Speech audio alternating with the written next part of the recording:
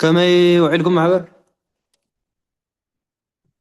نعم نعم مسكن كمان كانت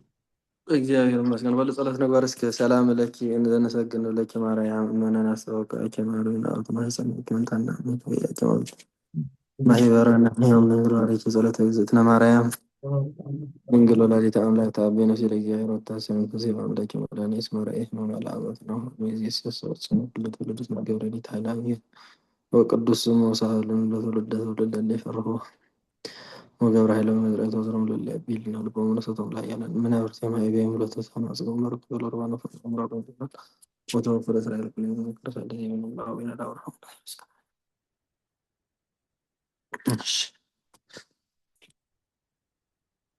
እግዚአብሔር አምላክና እግዚአብሔር ፈጣሪና ካብዛ ጫውጫው ዝበዝሐ ዓለም ፍልዩ ቅዱስ ቃሉ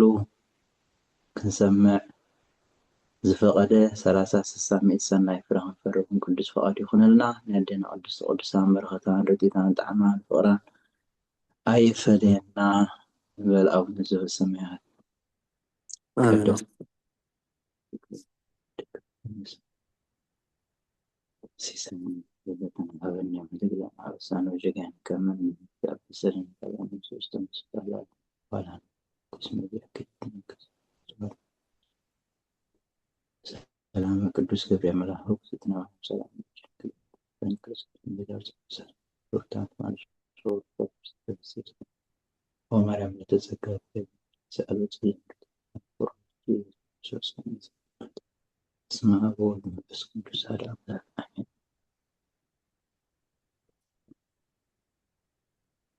እግዚአብሔር ጸሎትና ይቀበልና እሺ ማን ይቀበል ለማ አንተ ተቀበለ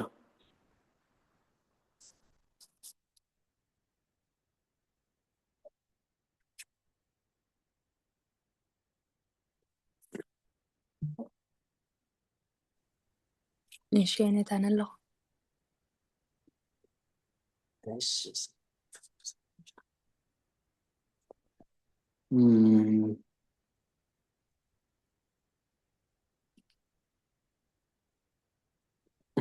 ኢየሩሳሌም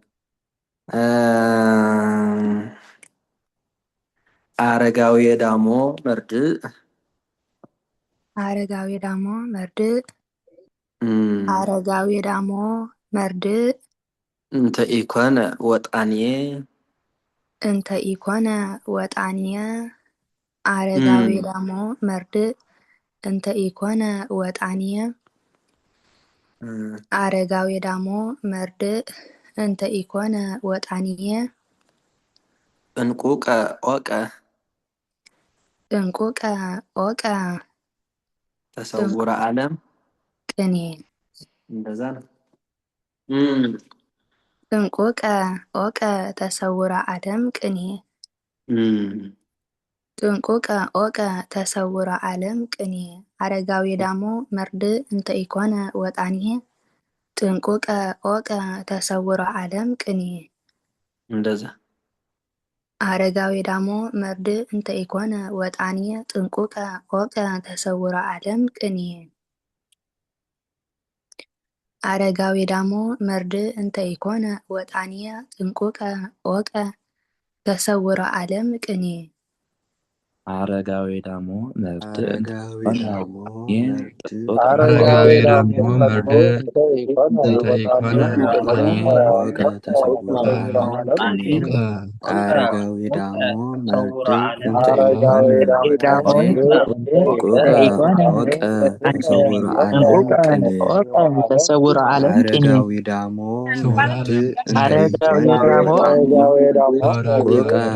እንተ ኢኮነ ወጣንየ እንቁቀ ኦቀ ተሰውረ ዓለም ኦቀ ተሰውረ ዓለም ቅኔ አረጋዊ ዳሞ መርድ እንተ ኢኮነ ወጣንየ ጥንቁቀ ኦቀ ተሰውረ ዓለም ቅኔ በዊአ ቦአ በዊአ ቦአ ህማመ ስጋ ምስጢር ህማመ ስጋ ምስጢር በዊአ ቦአ ህማመ ስጋ ምስጢር በዊአ ቦአ ህማመ ስጋ ምስጢር አበ ዘፈድፈዱ ላእካን አይጉር ሃበ ዘፈድፈዱ ላኢካን አይጉር ሃበ ዘፈድፈዱ ላኢካን አይጉር በዊአ ቦአ ህማመ ስጋ ምስጢር ሃበ ዘፈድፈዱ ላኢካን አይጉር አምጣነ ፈድፈደ ሊቅ አበሳ አምጣነ ፈድፈደ ሊቅ አበሳ መልዕልተ ኩሉ ፍጡር መልዕልተ ኩሉ ፍጡር አምጣነ እንታይ ነራ አምጣነ ፈድፈደ ሊቅ አበሳ መልዕልተ ኩሉ ፍጡር አምጣነ ፈድፈደ ሊቅ አበሳ መልዕልተ ኩሉ ፍጡር አምጣነ ፈድፈደ ሊቅ አበሳ መልዕልተ ኩሉ ፍጡር በዊአ ቦአ ህማመ ስጋ ምስጢር ሃበ ዘፈድፈዱ ላኢካን አይጉር አምጣነ ፈድፈደ ሊቅ አበሳ መልዕልተ ኩሉ ፍጡር መልዕልተ ኩሉ ፍጡር በዊአ ቦአ ህማመ ስጋ ምስጢር ሃበ ዘፈድፈዱ ላኢካን አይጉር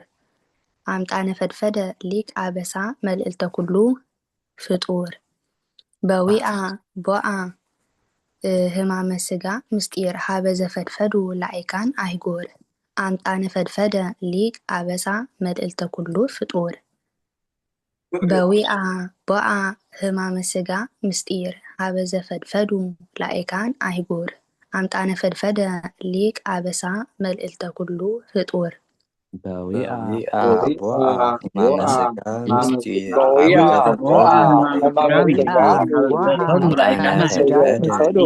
ሃበ ዘፈድፈደ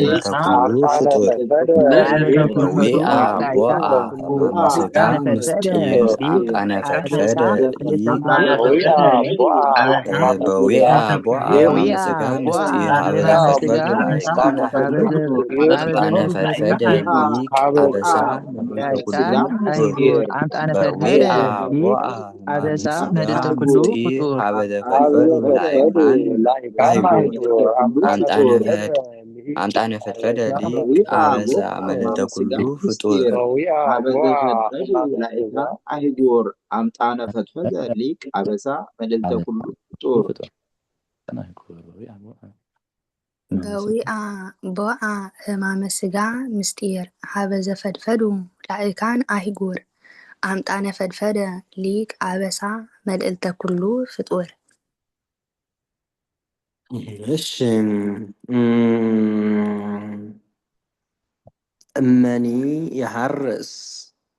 እመኒ የሐርስ ዮርዳኖስ ገራሂተ ዮርዳኖስ ገራሂተ እመኒ የሐርስ ዮርዳኖስ ገራሂተ ዮሐንስ ካህናይ እመኒ የሐርስ ዮርዳኖስ ገራሂተ ዮሐንስ ካህናይ ተፈስሐ ልበ ዘመደ ዮሐንስ አዶናይ ተፈስሐ ልበ ዘመደ ዮሐንስ አዶናይ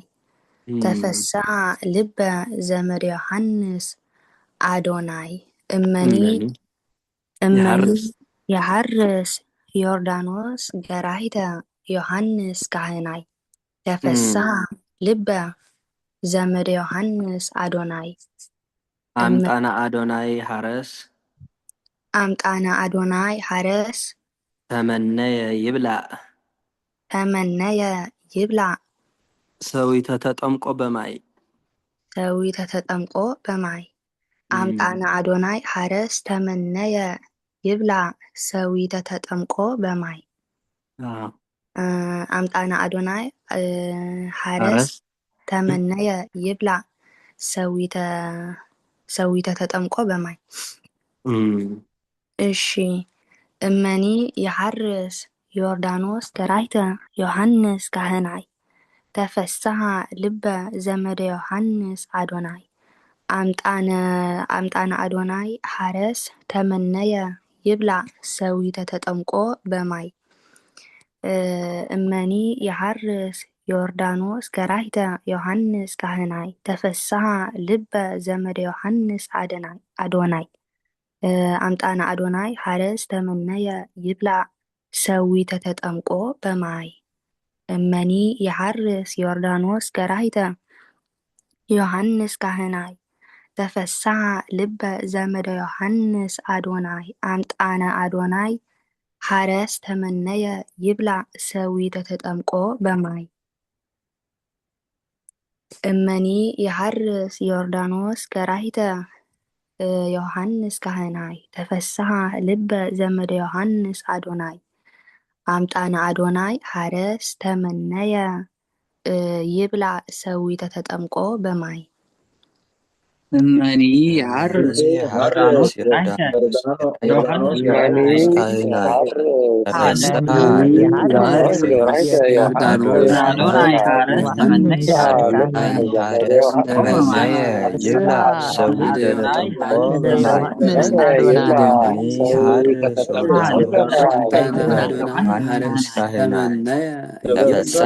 እመኒ የሐርስ ዮርዳኖስ ዮሐንስ ካህናይ ተፈስሐ ሰዊተ ተጠምቆ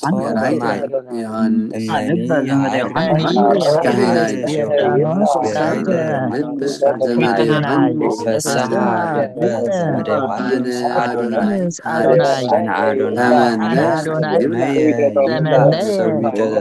ሰዊተ ተጠምቆ በማይ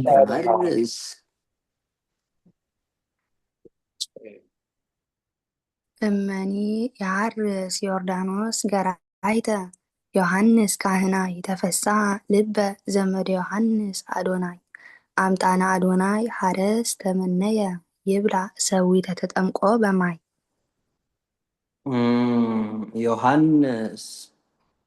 ዮሐንስ ፓትርያርክ ዮሐንስ ፓትርያርክ እንተሁ ተሰይመ እንተቦ እንተሁ ተሰይመ ዮሐንስ ፓትርያርክ እንተሁ ተሰይመ በዘዮርዳኖስ አድያም ዮሐንስ ፓትርያርክ እንተሁ ተሰይመ በዘዮርዳኖስ አድያም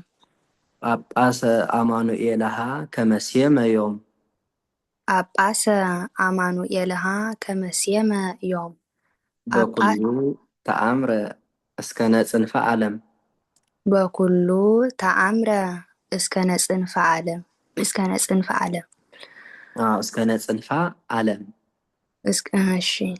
ነጽንፈ ዓለም በኩሉ ተአምረ እስከ ነጽንፈ ዓለም ዮሐንስ ፓትርያርክ እንተሁ ተሰይመ በዘዮርዳኖስ አድያም ጳጳሰ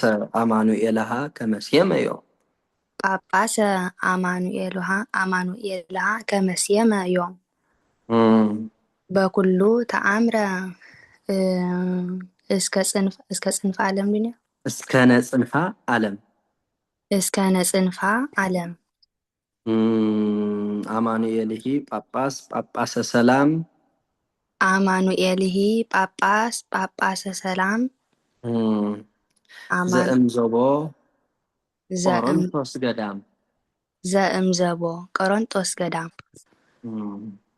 ዘእምዘቦ ቆሮንቶስ ገዳም ጦዲቶ ቆሮንቶስ ገዳም እሺ ዘይኮነስ እሺ ቆሮንቶስ ገዳም አማኑኤልሂ ጳጳሰ ሰላም ዘእምዘቦ ቆሮንቶስ ገዳም እሺ ዮሐንስ ፓትርያርክ እንተሁ ተሰይመ በዘዮርዳኖስ አድያም ጳጳሰ አማኑኤልሃ ከመሴመ ዮም በኩሉ ተአምረ እስከ ነጽንፋ ዓለም አማኑኤልሂ ጳጳሰ ሰላም ዘእምዘቦ ቆሮንቶስ ገዳም ዮሐንስ ፓትርያርክ እንተሁ ተሰይመ ዘበዮርዳኖስ አድያም ጳጳሰ አማኑኤልሃ ከመሴመ ዮም በኩሉ ተአምረ እስከ ነጽንፋ ዓለም አማኑኤልሂ ጳጳሰ ሰላም ዘእምዘቦ ቆሮንቶስ ገዳም ዮሐንስ ፓትርያርክ እንተሁ ተሰይመ በዘዮርዳኖስ አድያም ጳጳሰ አማኑኤልሃ ከመሴመ ዮም በኩሉ ተአምረ እስከ ነጽንፋ ዓለም አማኑኤልሂ ጳጳሰ ሰላም ዘእምዘቦ ቆሮንቶስ ገዳም ዮሐንስ ፓትርያርክ እንተሁ ተሰይመ ዘበዮርዳኖስ አድያም ጳጳሰ አማኑኤልሃ ከመሴመ ዮም በኩሉ ተአምረ እስከ ነጽንፋ ዓለም አማኑኤልሂ ጳጳሰ ሰላም ዘእምዘቦ ቆሮንቶስ ገዳም አማኑኤልሂ ጳጳሰ ሰላም በኩሉ ተአምረ እስከ ነጽንፋ ዓለም ጳጳሰ አማኑኤልሃ ከመሴመ ዮም ዮሐንስ ፓትርያርክ እንተሁ ተሰይመ በዘዮርዳኖስ አድያም ጳጳሰ አማኑኤልሃ ከመሴመ ዮም በኩሉ ተአምረ እስከ ነጽንፋ ዓለም አማኑኤልሂ ጳጳሰ ሰላም ዘእምዘቦ ቆሮንቶስ ገዳም ዮሐንስ ዮሐንስ ፓትርያርክ ዮሐንስ በዘዮርዳኖስ አድያም ተሰይመ አማኑኤልሃ ከመሴመ ዮም በኩሉ ተአምረ እስከ አማኑኤልሃ ነጽንፋ ዓለም አማኑኤል ጳጳሰ ሰላም በኩሉ ዘእምዘቦ ተአምረ ቆሮንቶስ ገዳም እስከ ነጽንፋ ዓለም አማኑኤልሂ ተሰይመ ጳጳሰ አማኑኤልሃ ከመሴመ ዮም ዘእምዘቦ በኩሉ ተአምረ እስከ ጽንፋ ዓለም አማኑኤልሂ ጳጳሰ ሰላም ዘእምዘቦ ቆሮንቶስ ገዳም ቆሮንቶስ ገዳም በኩሉ ተአምረ እስከ ነጽንፋ ዓለም አማኑኤልሂ ተሰይመ በዘዮርዳኖስ አድያም ጳጳሰ አማኑኤልሃ ከመሴመ በኩሉ ተአምረ እስከ ጽንፋ አማኑኤልሂ ጳጳሰ ሰላም ዘእምዘቦ ቆሮንቶስ ገዳም በኩሉ ተአምረ ጽንፋ ዓለም አማኑኤልሂ ተሰይመ ጳጳሰ ሰላም ተሰይመ በዘዮርዳኖስ ጳጳሰ አማኑኤልሃ ከመሴመ ዮም በኩሉ ተአምረ እስከ ጽንፋ ዓለም አማኑኤልሂ ጳጳሰ ሰላም ዘእምዘቦ አማኑኤልሃ ከመሴመ በኩሉ ተአምረ እስከ ነጽንፋ ዓለም አማኑኤልሂ ጳጳሰ ሰላም ዘእምዘቦ ቆሮንቶስ ገዳም ሰላም ዘእምዘቦ ቆሮንቶስ ገዳም ዮሐንስ ፓትርያርክ እንተሁ ተሰይመ በዘዮርዳኖስ አድያም ጳጳሰ አማኑኤልሃ ከመሴመ ዮም በኩሉ ተአምረ እስከ ነጽንፋ ዓለም አማኑኤልሂ ጳጳሰ ሰላም ዘእምዘቦ ቆሮንቶስ ገዳም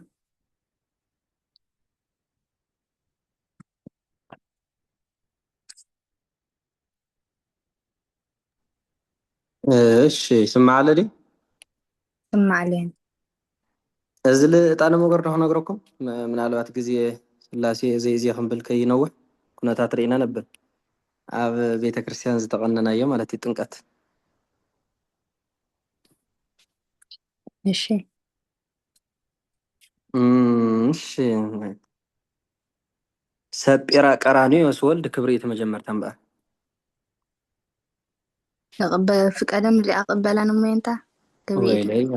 ክትቅበል ጥራይ ዘይኮንከስ ክትዘርፍ እውን ይፍቀደክባ ኣብ ቤተ ክርስቲያን ጥራይ ዘይፍቀድ እንዳላ ቅዳሴ ክትመሃር ይፍቀደክ እኮ ክትቅድስ ጥራይ ዘይፍቀደክ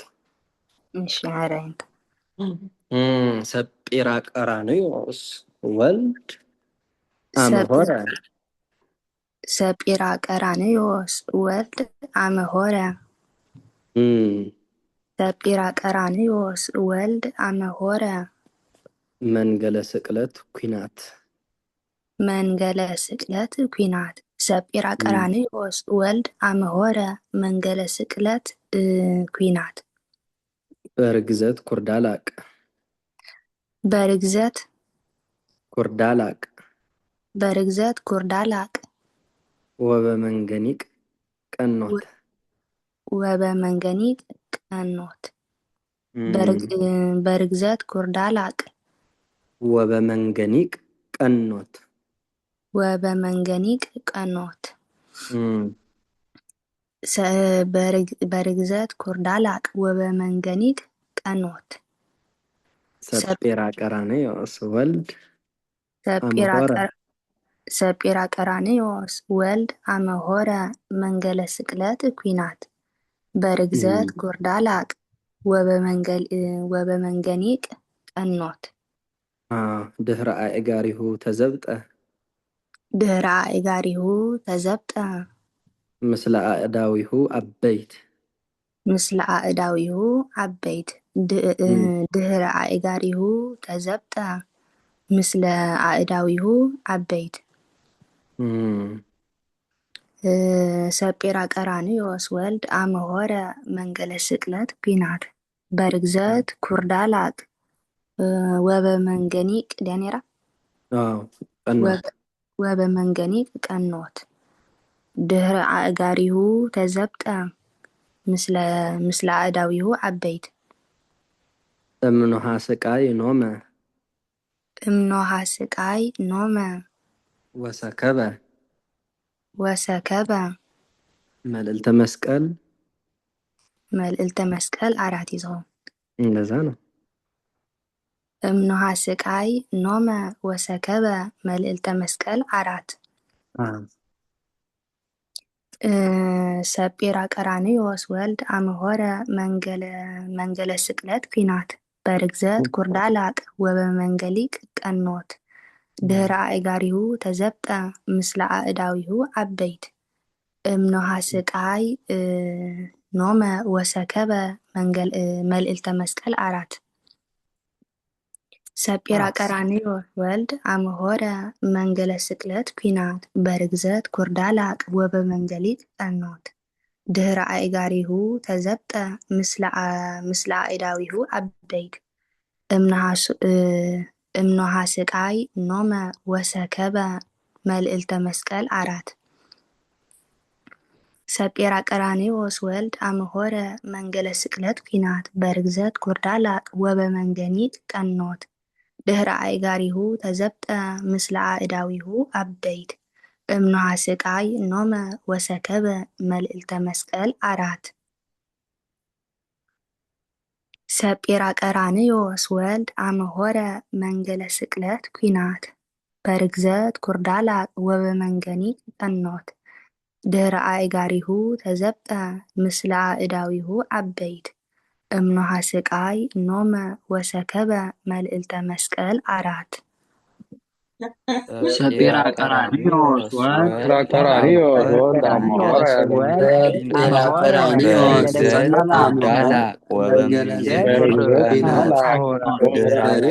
አበይት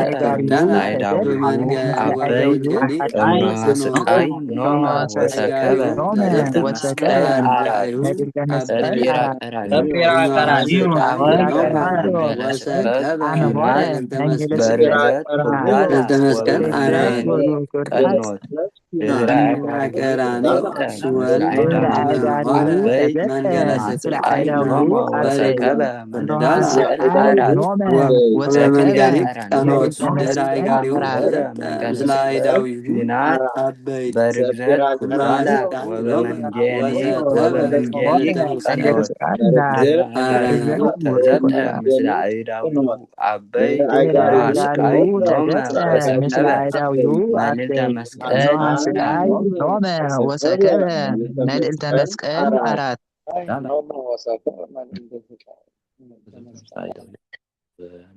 ስቃይ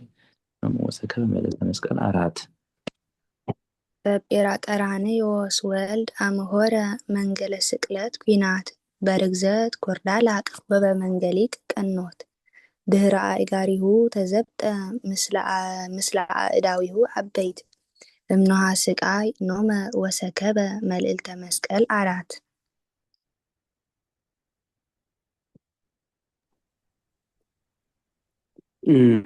እሺ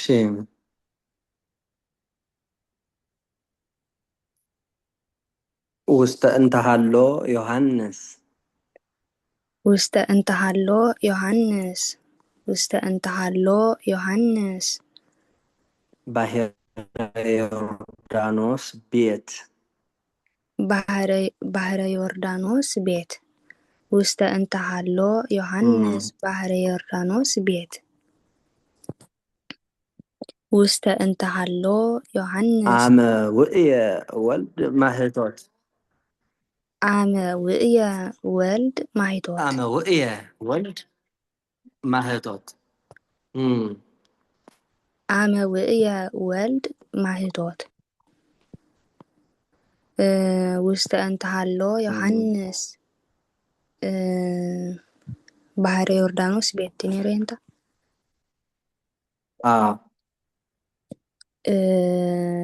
አመ ውእየ ወልድ ይድንጉለ ድምፀ ማህቶት ወይ ድንጉለ መስለኒ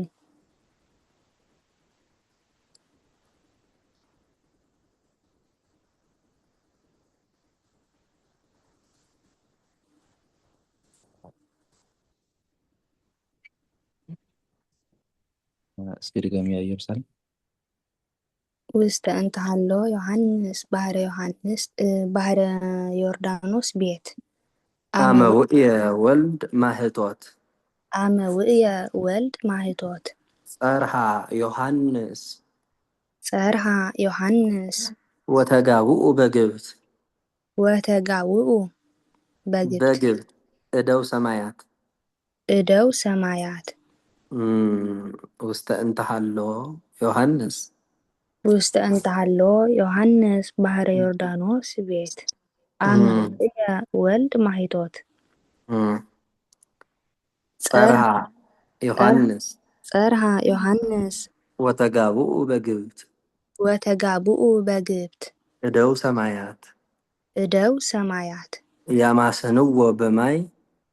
ያማስንዎ በማይ ለወልደ ማርያም እሳት እንተነደ ውስተ ቤተ ባሕር እምዋኢ ጥምቀት በዋኢ ጥምቀት ውስተ እንተሃሎ ዮሐንስ ባህረ ዮርዳኖስ ቤት አመ ውእየ ወልድ ማህቶት ጸርሃ ዮሐንስ ወተጋብኡ በግብት እደው ሰማያት ያማስንዎ በማይ ለወልደ ማርያም እሳት እንተነደ ውስተ ቤተ ባሕር እምዋኢ ጥምቀት ውስተ እንተሃሎ ዮሐንስ ባህረ ዮርዳኖስ ቤት አመ ውእየ ወልድ ማህቶት ጸርሃ ዮሐንስ ወተጋብኡ በግብት እደው ሰማያት ያማስንዎ በማይ ለወልደ ማርያም እሳት እንተነደ ውስተ ቤተ ባሕር እምዋኢ ጥምቀት ያማስንዎ በማይ ለወልደ ማርያም እሳት እንተነደ ውስተ ቤተ ባሕር እምዋኢ ጥምቀት ውስተ እንተሃሎ ዮሐንስ ባህረ ዮርዳኖስ ቤት አመ ውእየ ወልድ ማህቶት ጸርሃ ዮሐንስ ወተጋብኡ በግብት እደው ሰማያት ያማስንዎ በማይ ለወልደ ማርያም እሳት እንተነደ ውስተ ቤተ ባሕር እምዋኢ ጥምቀት ዘከመሃደረ ዮም ይባብየ ዘምስለ ብእሲት ማህሌት ዘከመሃደረ ዮም ይባብየ ዘምስለ ብእሲት ማህሌት ዘምስለ ብእሲት ማህሌት ሃዲጎ ፍጹመ ሃዲጎ ፍጹመ በቅኔ እንተዚአሁ ብእሲት እንተዚአሁ ብእሲት ሃዲጎ ፍጹመ በቅኔ እንተዚአሁ ብእሲት ዘከመ ሀደረ ዮም ይባቤ ዘከመሃደረ ዮም ይባቤ ዘምስለ ብእሲት ማህሌት ሃዲጎ ፍጹመ በቅኔ እንተዚአሁ ብእሲት በሃበ አፍአ ደብረ ምህረት በሃበ አፍአ ደብረ ምህረት በሃበ አፍአ ደብረ ምህረት አቅዲሙ አእመረ መጋቤ ስርዓት አቅዲሙ አእመረ መጋቤ ስርዓት ፈጣሪሁ ዝሃሎ እምጥንት ፈጣሪሁ ዝሃሎ እምጥንት በሃበ ተኔራ በሃበ አፍአ ደብረ ምህረት ቤተ ክርስቲያንና ማለት እሺ በሃበ አፍአ ደብረ ምህረት አቅዲሙ አእመረ ዲኔሮ አቅዲሙ መጋቤ ስርዓት አቅዲሙ አእመረ መጋቤ ስርዓት ፈጣሪሁ ዝሃሎ እምጥንት ዘከመ ሀደረ ዮም ይባቤ ዘምስለ ብእሲት ማህሌት ዘከመ ሀደረ ዮም ይባቤ ዘምስለ ብእሲት ማህሌት ሃዲጎ ፍጹመ በቅኔ እንተዚአሁ ብእሲት ሃዲጎ ፍጹመ በቅኔ እንተዚአሁ ብእሲት በሃበ አፍአ ደብረ ምህረት በሃበ አፍአ ደብረ ምህረት አቅዲሙ አእመረ መጋቤ ስርዓት አቅዲሙ አእመረ መጋቤ ስርዓት ፈጣሪሁ ዝሃሎ እምጥንት ፈጣሪሁ ዝሃሎ እምጥንት ዘከመ ሀደረ ዮም ይባቤ ዘምስለ ብእሲት ማህሌት ሃዲጎ ፍጹመ በቅኔ እንተዚአሁ ብእሲት በሃበ አፍአ ደብረ ምህረት አቅዲሙ አእመረ መጋቤ ስርዓት ፈጣሪሁ ዝሃሎ እምጥንት ዘከመ ሀደረ ዮም ይባቤ ዘምስለ ብእሲት ማህሌት ሃዲጎ ፍጹመ በቅኔ እንተዚአሁ ብእሲት በሃበ አፍአ ደብረ ምህረት አቅዲሙ አእመረ መጋቤ ስርዓት ፈጣሪሁ ዝሃሎ እምጥንት ዘከመ ሀደረ ዮም ይባቤ ዘምስለ ብእሲት ማህሌት ሃዲጎ ፍጹመ በቅኔ እንተዚአሁ ብእሲት በሃበ አፍአ ደብረ ምህረት አቅዲሙ አእመረ መጋቤ ስርዓት ፈጣሪሁ ዝሃሎ እምጥንት እንታይ ኢልና ጀሚርና ውስተ እንተሃሎ ዮሐንስ ባህረ ዮሐንስ ባሕረ ዮርዳኖስ እሺ ውስተ እንተሃሎ ዮሐንስ ባህረ ዮርዳኖስ ቤት አመ ውእየ ወልድ ማህቶት ጸርሃ ዮሐንስ ወተጋብኡ በግብት እደው ሰማያት ያማስንዎ በማይ ለወልደ ማርያም እሳት እንተነደ ውስተ ቤተ ባሕር እምዋዕይ ጥምቀት ዘከመ ሀደረ ዮም ይባቤ ዘምስለ ብእሲት ማህሌት ሃዲጎ ፍጹመ በቅኔ እንተዚአሁ ብእሲት አቅዲሙ አእመረ መጋቤ ስርዓት ፈጣሪ እንትን ምስበለ እንተዚአሁ በሃበ አፍአ ደብረ ምህረት እሺ ሃዲጎ ፍጹመ በቅኔ እንተዚአሁ ብእሲት በሃበ አፍአ ደብረ ምህረት አቅዲሙ አእመረ መጋቤ ስርዓት ፈጣሪሁ ዝሃሎ እምጥንት ውስተ እንተሃሎ ዮሐንስ ባህረ ዮርዳኖስ ቤት አመ ውእየ ወልድ ማህቶት ጸርሃ ዮሐንስ ወተጋብኡ በግብት እደው ሰማያት ያማስንዎ በማይ ለወልደ ማርያም እሳት እንተነደ ውስተ ቤተ ባሕር እምዋዕይ ጥምቀት ዘከመ ሀደረ ዮም ይባቤ ዘምስለ ብእሲት ማህሌት ሃዲጎ ፍጹመ በቅኔ እንተዚአሁ ብእሲት በሃበ አፍአ ደብረ ምህረት አቅዲሙ አእመረ መጋቤ ስርዓት ፈጣሪሁ ዝሃሎ እምጥንት ውስተ እንተሃሎ ዮሐንስ ባህረ ዮርዳኖስ ቤት አመ ውእየ ወልድ ማህቶት ጸርሃ ዮሐንስ ወተጋብኡ በግብት እደው ሰማያት ያማስንዎ በማይ ለወልደ ማርያም እሳት እንተነደ ውስተ ቤተ ባሕር እምዋዕይ ጥምቀት ዘከመ ኀደረ ዮም ይባብየ ዘምስለ ብእሲት ማህሌት ሀዲጎ ፍጹመ በቅኔ እንተዚአሁ ብእሲት በሀበ አፍአ ደብረ ምሕረት አቅዲሙ አእመረ መጋቤ ሥርዓት ፈጣሪሁ ዘሃሎ እምጥንት ውስተ እንተ ሀሎ ዮሐንስ ባሕረ ዮርዳኖስ ቤት ውስተ እንተ ሀሎ ዮሐንስ ነውየ ወልድ ወልድ ማይቱ ጸራ ዮሐንስ ወተጋቡ እደው ሰማያት ሰማያት ስንዎ በማይ ተነድ ውስተ ቤተ ባሕር ተነደ ውስተ ቤተ ባሕር በቅኔ እስከዚአሁ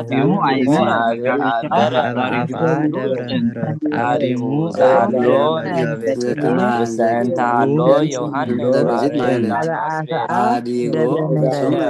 ዮሐንስ ውስተ እንተ ሀሎ ዮሐንስ ባሕረ እደው ሰማያት ያማስንዎ በማይ ተነደ ውስተ ባሕር እምዋዕይ ጥምቀት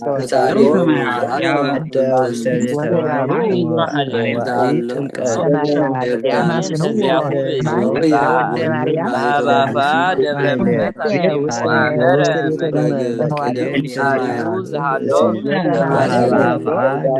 ዘእንተ ሀሎ ዮሐንስ ዮሐንስ ወተጋቡ በግብር እደው ሰማያት በማይ ለወልደ ማርያም ተነደ ውስተ ቤተ ባሕር እምዋዕይ ጥምቀት ዘከመ ኀደረ ዮም ይባብየ ብእሲት ማህሌት አዲጎ በቅኔ እንተዚአሁ ብእሲት በሀበ አፍአ ደብረ ምሕረት አቅዲሙ አእመረ መጋቤ ሥርዓት ፈጣሪሁ ዘሃሎ እምጥንት ቤተ ባሕር እምዋዕይ ጥምቀት ያማስንዎ በማይ ለወልደ ማርያም እሳት እደው ሰማያት ጸርሐ ዮሐንስ ወተጋብኡ በግብፅ አመ ውእየ ወልድ ማይቶት ውስተ እንተ ሀሎ ዮሐንስ ባሕረ ዮርዳኖስ ቤት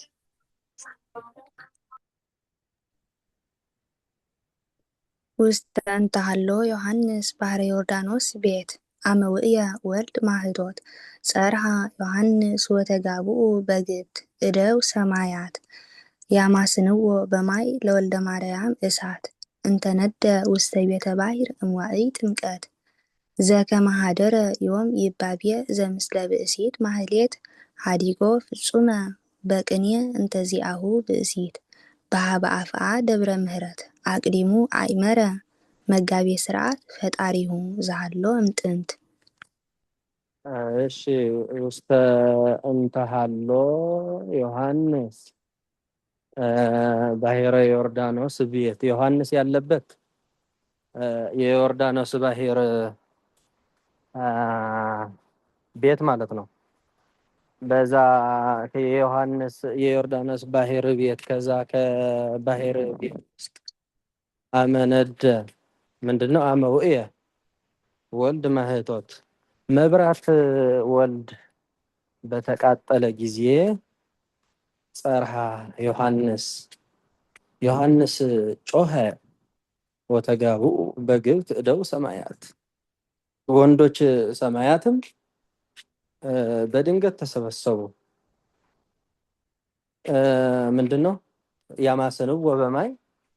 ለወልደ ማርያም እሳት ለወልደ ማርያም እሳት እንተነደ ውስተ ቤተ ባሕር እምዋዕይ ጥምቀት ከቃጠሎ ጥምቀት የተነሳ ከቤት ባሕር የተቃጠለ ወልደ ማርያም እሳትን ያጠፉት ዘንድ በድንገት ተሰበሰቡ እነዛ ወንዶች ሰማያት ማለት ነው። እሺ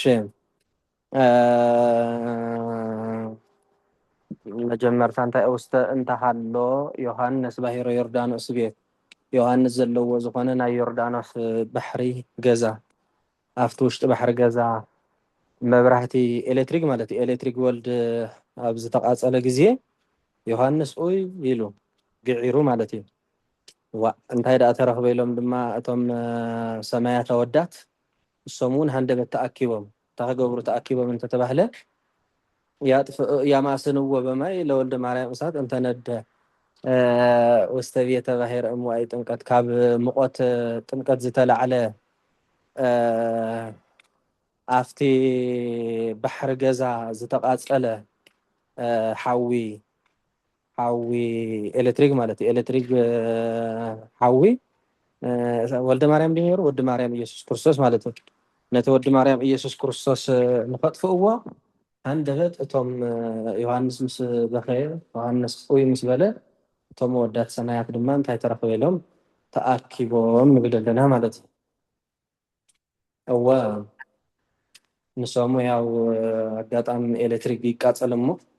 ካብኡ ኣብቲ ገዛ ዘለዉ ሰባት ድማ ድምፂ ይገብሩ ኦይ ይብሉ ማለት እዩ ገዛና ተቃፂሉ ይብሉ ሽዑ ጎረቤት ይመፅእ ወዲ ይመፅእ ጓል ትመፅእ መጥፋእቲ ሓዊ ድማ ይመፁ ማለት እዩ ሓደጋ ኣብቲ ገዛ ከየብፅሕ እንከሎ ድማ ነቲ ብዝተኻእለ ኤሌክትሪክ ዘጥፍኡ ሰባት ኢደ ኢድካ እንዳተባህሉ ሓመድ እንድሕር ሃልዩ ሓመድ ማይ እንድሕር ሃልዩ ማይ ብሓፈሻት ዝተቃፀለ ኤሌክትሪክ ወይ ድማ ዝተቃፀለ ሓዊ ክጠፍአሉ ዝኽእል ነገራት እንዳቀባበልካ ነቶም ኣብ ገዛ ዘለዉ ሰባት ንኽትረድእ ትጓየ ማለት እዩ ኤሌክትሪክ ምቅፃል እንድሕር ኣጋጢሙ ሕጂ ከመይ ዝገበር ዘሎ ትሪእዎ ኣለኹም ዮሃንስ ማለት እዩ እቲ ኣብቲ ገዝኡ ውስተ እንተሃሎ ኣብቲ ናይ ዮርዳኖስ ባሕሪ ገዝኡ እቲ መብራህቲ ወልድ ምስ ተቃፀለ ኦይ ኢሉ ድምፂ ገይሩ ማለት እዩ ሽዑ እቶም ወዳት ድማ ነቲ ሓዊ ከጥፍእዎ ተኣኪቦም ምስኡ ንብል ኣለና ንሶም ከምዚ ክንብሎ ፀናሕና እዩ ንወርቁ ድማ ያው ኣብቲ ዮሃንስ ዝነበረሉ ገዛ ናይ ዮርዳኖስ ባሕሪ ማይ ወልድ መብራህቲ ኣብ ዝተቃፀለሉ ግዜ እግዚኣብሔር ወልድ ኣብ ዝተጠመቀሉ ግዜ ዮሃንስ ኦይሉ ወይ ድማ ዮሃንስ ግዒሩ ወይ ድማ ዮሃንስ ድምፂ ስሚዑ ማለት ዮሃንስ ኣነስ ንዓኻ ከመይ ገይረ ከጥምቐካ ይኽእል ኢሉ ንጎይታ ተዛሪብዎ ማለት እዩ ወተጋብኡ በግብቲ እቶም ኣወዳት ሰማያት ድማ ነቲ ዝተቃፀለ እግዚኣብሔር ወልድ ንኸጥፍእዎ ሃንደበት ተኣኪቦም ማለት ሃንደበት ድማ ወፂኦም ማይ ተርህቦ ሰማይ እዩ ዝብል ጎይታ ኣብ ዝጥመቐሉ ዝነበረ ግዜ ድማ ሰማይ እቶም ሰማያት ተኣኪቦም ነቲ ሓዊ እግዚኣብሔር ወልድ ከጥፍእዎ ማለት እግዚኣብሔር ወልድ ኣብ ዝጥመቐሉ ዝነበረ ግዜ ድማ ሰማያት ተኸፊቱ ማለት እዩ ሰማያት ተኸፊቱ እግዚኣብሔር ኣብ እቲ ዝፈትዎ ወዲ ኢሉ መስኪሩ እግዚኣብሔር መንፈስ ቅዱስ ድማ ብኣምሳለ ርግብ ኣብ ልዕሊኡ ዓልዩ ስለዚ እቶም ሰማያት ኣወዳት ድማ ነቲ እግዚኣብሔር ወልድ ከጥፍእዎ ተኣኪቦም ማለት እግዚኣብሔር ወልድ ይጥምቐሉ ዝነበረ ግዜ ሰማያት ተኸፊቱ ማለት እዩ ማለት እንተነደ ውስተ ቤተ ባሕረ እምዋይ ጥምቀት ካብ ሙቆት ጥምቀት ዝተላዕለ ዝተቃፀለ ዝኾነ ነቲ ዝተቃፀለ ዝኾነ ነቲ መን እዮም ትብልዎ ወዲ ማርያም ሓዊ ለወልደ ማርያም እሳት ንዑ ንኸጥፍእዎ ያው እቶም ሰማያት ተኣኪቦም ማለት ኤሌክትሪክ ካብ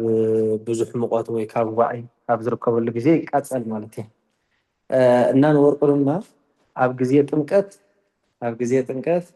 እግዚኣብሔር ወልድ ይጥምቐሉ ዝነበረ ግዜ ብሓፈሻ ሰማያት ተኸፊቶም ንወርቁ ካልእ ነገር የብሉ ወደፊት ዘሎ ንወዳእዮም ብሓንሳብ ተቐሊሉ ሞያ ተብዮ መስለኒ ከም ፅቡቅ ዘከመሃደረ ዮም ይባብየ ዘምስለ ብእሲት ማህሌት ይባብየ መስታሰብ ማን ነው ይባብየ ከማህሌት ሴት ጋራ እንዳደረ ሃዲኦ ፍጹመ በቅንየ እንተዚአሁ ብእሲት የእሱ ምሽት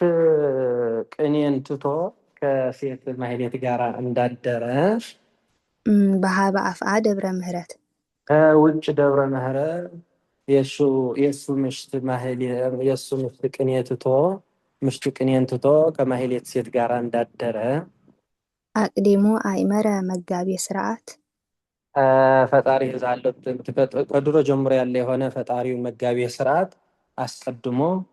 አወቀ። ይባቤ እዘ ከም ሃደረ እዮም ይባቤ ዘምስለ ብእሲት ማለት እቲ ይባቤ ሎማ ዓንቲ ምስታ ማህሌት ሰበይተ ከም ዝሓደረ ነታ ሰበይቲ ቅንየ ገዲፉ ምስታ ማህሌት ሰበይቲ ከም ዝሓደረ ነታ ንማህሌት ሰበይቲ ንቅንየ ሰበይቲ ገዲፉ ምስታ ማህሌት ሰበይቲ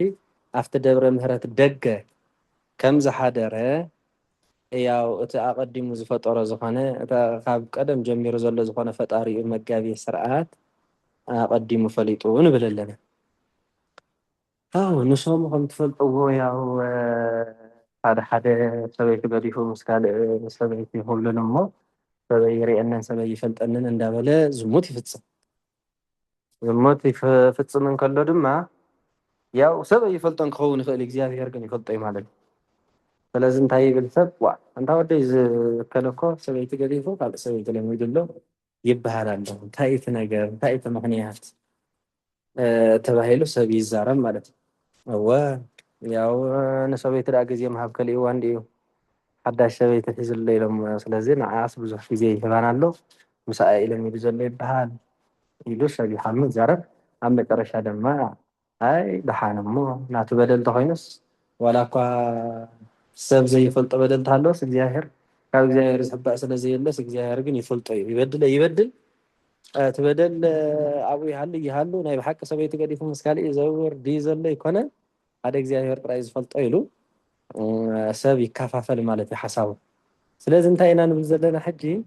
ያው ይባቤ ተባሂሉ ዘሎ ብጣዕሚ ሊቅ ዝኾኑ እንታይ ይባቤ ዝበሃሉ መምህር ኣለዉ ብሓደ ኢና ማለት ሓዲርና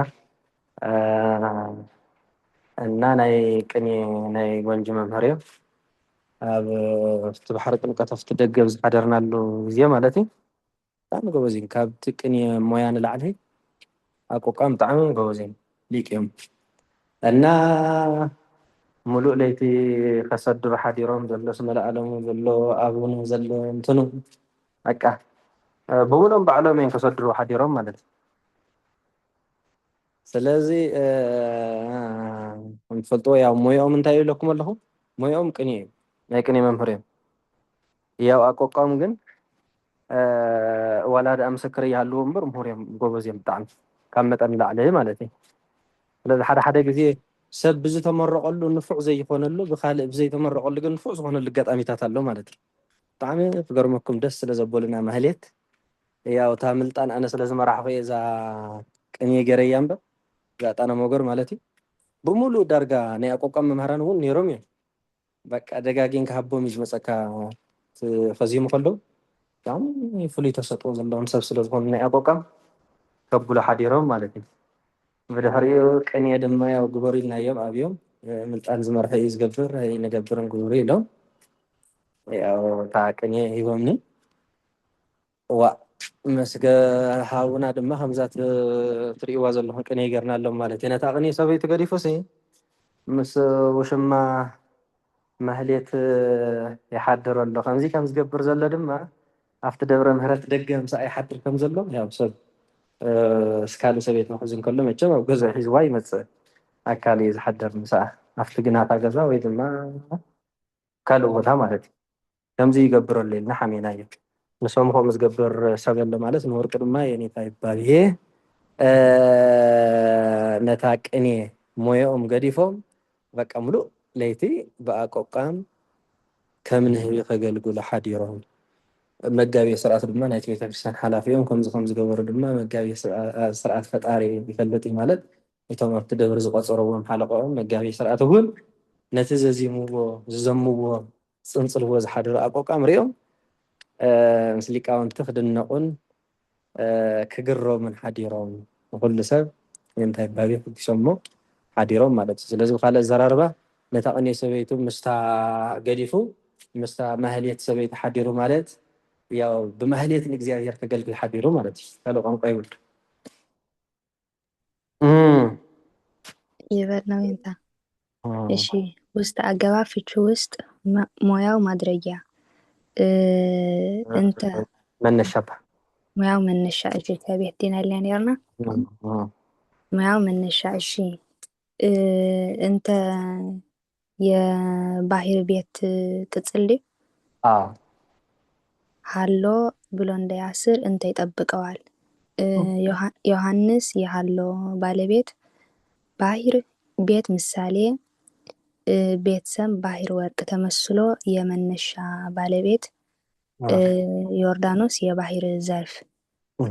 አመ አገባብ ፍቹ ጊዜ ሙያው ማንጸሪያ ውእየ ብሎ እንዳያስር ማንጸሪያ ይጠብቀዋል።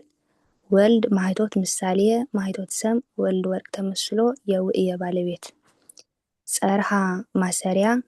ዮሐንስ የጸርሃ ባለቤት ወ ደጋምዲው ተጋብኡ በወ የተደገመ ማሰሪያ በአገባብ ፍቹ በቁም ቀሪ ሙያው ማድረጊያ ግት የማድረጊያ ባለቤት እደው ሰማያት ምሳሌዎች እደው ሰሞች ሰማያት ወርቆች ተመስለው የተጋብኡ ባለቤቶች ያማስንዎ ዘንድ አንቀጽ በአገባብ ፍቹ በቁም ቀሪ ሙያው ማድረጊያ ማይ የማድረጊያ ባለቤት ለአገባብ ፍቹ ን ሙያው ተጠቃሽ ወልድ እሳት ምሳሌ እሳት ሰም ወልድ ወርቅ ተመስሎ የተጠቃሽ ባለቤት ማርያም የወልድ ዘርፍ እንተ የወልድ እሳት ቅጽል ነደ ብሎ እንዳያስር እንተ ይጠብቀዋል። ውስተ ቤተ ባህር እዚያ ከመነሻ ዲያ ከባህር ቤት ውስጥ አገባብ ፍቹ ውስጥ ሙያው መነሻ ቤት ባህር ምሳሌ ቤት ሰም ባህር ወርቅ ተመስሎ የመነሻ ባለቤት አገባብ ፍቹ ከሙያው መነሻ ዋዕይ ጥምቀት ምሳሌ ዋዕይ ሰም ጥምቀት ወርቅ ተመስሎ የመነሻ ባለቤት ዘ ከመን አዳማቂ ከመ አገባብ ፍቹ ውስጥ ግን ታንተ ውስጥ አገባብ ፍቹ ውስጥ ሙያው ማድረጊያ ነው ተቀዳሚቱ ባላ እዚያ ከለይት እዛ ካለሽ ይላል። እሺ ውስጥ አገባብ ፍቹ ውስጥ ሙያው ማድረጊያ በዛ ውስጥ የተቃጠለ ማለት ነው። እሺ አገባብ ፍቹ ከሙያው መነሻ ሐረ አገባብ ፍቹ ከሙያው መነሻ ዋዕይ ጥምቀት ምሳሌ ዋዕይ ሰም ጥምቀት ወርቅ ተመስሎ የመነሻ ባለቤት ማለት ነው። እሺ ዘ ከመን አዳማቂ ከመ አገባብ ፍቹ እንደሙያው ማንጸሪያ ሀደረ ብሎ እንዲያስር ማንጸሪያ ይጠብቀዋል። ዮም አንቀጸ አጓላማሽ የሀደረ አንቀጸ አጓላማሽ ይባብየ የሀደረ ባለቤት ዘ ምስለን አዳማቂ ምስለ አገባብ ፍቹ ጋራ ሙያ አፈቃቃሪ ብእሲት ማህሌት ምሳሌ ማህሌት ብእሲት ሰም ማህሌት ወርቅ ተመስላ የአፈቃቃሪ ባልተቤት ሃዲጎ ቦዝ አንቀጽ ፍጹመ አንቀጽ አጎላማሽ እዛ በቅኔ ከመይ ሊያመፀ ዘላ ይንታ ተሳሓቢ እሺ በተሳቢ ቅኔ ናይ ብእሲት ምሳሌ እሺ በናይ ሃዲጎ ተሳቢ ዲያ ናይ ሃዲጎ እሺ እኔ ብእሲት ምሳሌ ብእሲት ሰም ቅኔ ወርቅ ተመስሎ የተሳቢ ባልተቤት ተመስላ የተሳቢ ባልተቤት እንተ ዚአሁ ብእሲት እሺ ብእሲት ዚአሁ እንተ ዘርፍ ደፊነቱ ብእሲት ዚአሁ የሚያሰኝ ዚአሁ የብእሲት ዘርፍ በዚያ ትርጉማ ከመያን ያራ በመፈረኛ በሃበ አፍአ ደብረ ምህረት በዛ ዘንድ ማለት ነው። በዛ ዘንድ እሺ በሀበን አዳማቂ ሀበ አገባብ ፍቹ ዘንድ ሙያው ማድረጊያ አፍአ ደብረ ምህረት ምሳሌ አፍአ ሰም ደብረ ምህረት ወርቅ ተመስሎ የማድረጊያ ባለቤት ባልተቤት እሺ አቅዲሙ አንቀጽ አጎላማሽ አይመረ ማሰሪያ መጋቤ ስርዓት ፈጣሪ ምሳሌ ፈጣሪ ሰም መጋቤ ስርዓት ወርቅ ተመስሎ የአይመረ ባለቤት መልካም ዝርዝር ዘ የመጋቤ ስርዓት ፈጣሪ ቅጽል ሃሎ ብሎ እንዲያስር ዘይጠብቀዋል። አገባብ ፍቹ ከሙያው መነሻ ጥንት የመነሻ ባለቤት ናይ መጀመርያ ናይ መጨረሻ ስለ ዝኾነት ጥንቲ ጽብቕቲ እያ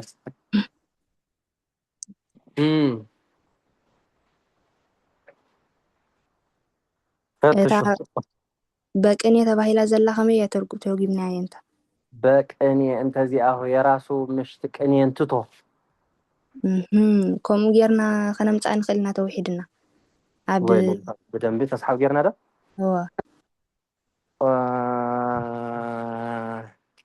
ኢተቀብአት ቀስተ ዮናታን በደም ዘሪና ደምን አልተቀባች እሺ ተስሓብ ጌርና ነምፃ ንኽእል ኢና አረ ሕቶ ኣሎ ዲ ወይ እንታ እታ ሓምሻ ቤት ሲ ግድን ኣይኮነትን እታ ሓረግ ሓቀይ ኣብያ ኢላ ሓረግ ወይ ናያ ነርና ኢና ቅድም ሕጂ መስለኒ ግድን ኣይኮነትን በቃ ተተገብረ ጽቡቅ ተተገብረ ከዓ ኣልሓን ዝግድድ ነገር የለን ትጌርካ ፍቲ ክትገድፍ ትኽእል ኢኻ ኩሉ ክትገብሮ ትኽእል ኢኻ ኩሉ ክትገድፎ ትኽእል ኢኻ ሓረግ ኣማራፂ ናይ ኣዋጅ ናይ ፍቓድ ጾሚ ኩሉ ማለት ኩሉ ጣነ መጎር ዘሎ ሓረጋት ጣነ መጎር ዘሎ ኩሉ ዋላ ኣብዚ እንታይ ዝበሃል ክብሪት ኣብ ክብሪት እኳ ግድን እዩ ግድን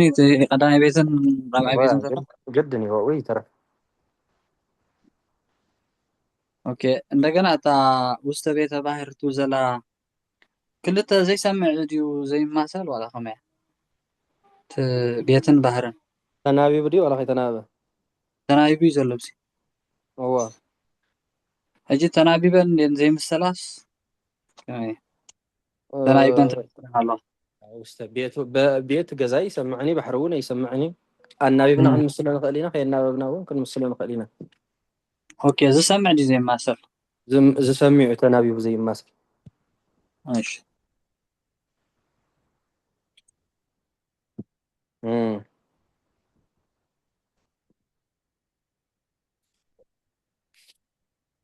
እሺ ያው ቅልል ዝበለ ሰምና ወርቂ ስለዝኾነ ምንም ዝከብድ ነገር የብሉን እሺ ሰጲራ ቀራንዮስ ወልድ አመሆረ መንገለ ስቅለት ኩናት ሰጲራ ቀራንዮስ ወልድ አመሆረ መንገለ ስቅለት ኩናት የቀራንዮ ወታደር ኢየሱስ ክርስቶስ ያው ወደ ጦርነት አመሆረ መንገለ ስቅለት ነው ወደ ጦርነት ስቅለት በሄደ ጊዜ በርግዘት ኩርዳላቅ ወበመንገኒ ቀኖት በመውጋት ሽጉጥና በጠበንጃ ችንካር ድህረ አይጋሪሁ ተዘብጣ ታላላቅ የሆነ እጆቹ ከእጆቹ ጋር እግሮቹ ከተመታ በኋላ እምኖሃ ስቃይ ኖመ ወሰከበ መልዕልተ መስቀል አራት እምኖሃ ስቃይ የስቃይ ብዛት ከስቃይ ብዛት የተነሳ ማለት ነው ከስቃይ ብዛት የተነሳ በመስቀል አልጋ ላይ ፈጽሞተኛ ምን ያድርግ እቲ ናይ ቀራንዮ ወታደር ወልዲ እግዚአብሔር ወልድ ማለት ነው ናብ ስቅለት ኩናት ኣብ ዝኸደ ጊዜ ብሽጉጥ እንታይ ነይሩ ካላይ ርግዘት ኩርዳላቅ በመውጋእ ማለት እዩ በመውጋእቲ ሽጉጥን ብሽንካር ብረትን ዓበይቲ እዳው ምስ ዓበይቲ እዳው እጋሩ ድሕሪ ምዝባጡ ድሕሪ ምህራሙ ያው ካብ ብዙሕ ስቃይ ዝተላዕለ ኣብ ዓራት መስቀል ፈፂሙ ደቂሱ ማለት እዩ ተሳቂዩ ከም ትፈልጥዎ የመቸም ፖለቲካ ሕማቅ እንዲ ንሃገረይ ንዓደይ ኢልካ ያው ሰብ ምሰብ ቀተል እዩ ኣእላፍ ሰብ መይቶም እዮም ሓቀይ ብኩናት ማለት እዩ ካፍቶም ዝሞቱ ንላዕሊ ድማ እቶም ዘለዉ ከዓ ንህዝቢ ይሕዝኑ ኣለዉ ማለት ገሊኦም እግሮም ዝተቆርፁ ገሊኦም ናብ ኩናት ምስ ከዱ ገሊኦም እግሮም ተቆሪፆም ገሊኦም እግሮም ዓይኖም ነቂሮም ገሊኦም ክልተ እጋሮም ተቆሪፆም ገሊኦም እዝኖም ገሊኦም ስኖም ሃይ እሞ ገሊኦም ከብዶም ተቆዲዱ ብብዙሕ ስቃይ ማለት እዩ ዝተመልሱ ኣለዉ ብሂወት ዝነበሩ ማለት እዩ ያው ከም ትሪእዎ ዘለኹም እግዚኣብሔር ወልድ ናብቲ ኩናት ከይዱ ነይሩ ግን ኣጋጣሚ ኮይኑ ኣይመተን ኣብ ዕለተ ዓረፈ ማለት እዩ ኣይመተን ካፍቲ ኩናት ያው ብጣዕሚ ኣእዳው ንእጋሩን ተሃሪሙ ኣብቲ ልዕሊ መስቀል ዓራት ደቂሱ ማለት እዩ ያው ሰብ ኣብ ኩናት እንዳተዋግአ እንከሎ እንድሕር ዝኾነ መጥቃዕቲ በፂሕዎ ናብ ምንታይ ዝመጽእ ናብ ሕክምና ይመጽእ ማለት እዩ ሕክምናዊ ሓገዝ ይግበረሉ ማለት ግን ብዙሕ ስቃይ ኣለዎ ብዙሕ ስቃይ ስለ ዘለዎ እንዳተሰቃየ ካብ ብዙሕ ስቃይ ዝተላዕለስ በቃ ወልዲ ብሽጉጥ እሞ ካብ ብብረት ጥራይ ከይኸውንስ ብሽጉጥን ብብረትን ገይሮም ኢዱን እግሩ ስል ስለ ዘበልዎ እዞም ጸላእቱ በቃ እዙይ ተሰቂዩ ፍቲ ዓራት ደቂሱ ንብል ኣለና ማለት እዩ እና ንሰሙ ያው ፍሉጥ እዩ ንወርቁ ከዓ እግዚኣብሔር ወልድ ናብ ስቕለት ኩናት ኣብ ዝኸደ ግዜ ብሽጉጥን ብብረትን ተወጊኡ ማለት ያው ኩናት ኣብ ግዜ ስቕለት ጎይታ ክስቀል እንከሎ ብዕለተ ዓርቢ ብናይ ለንጊኖስ ኩናት ጎድኑ ተወጊኡ ብሽንካር ድማ ኣእዳውን ኣእጋሩን ተሸንኪሩ ድህረ ኣእጋሪ ተዘልጠ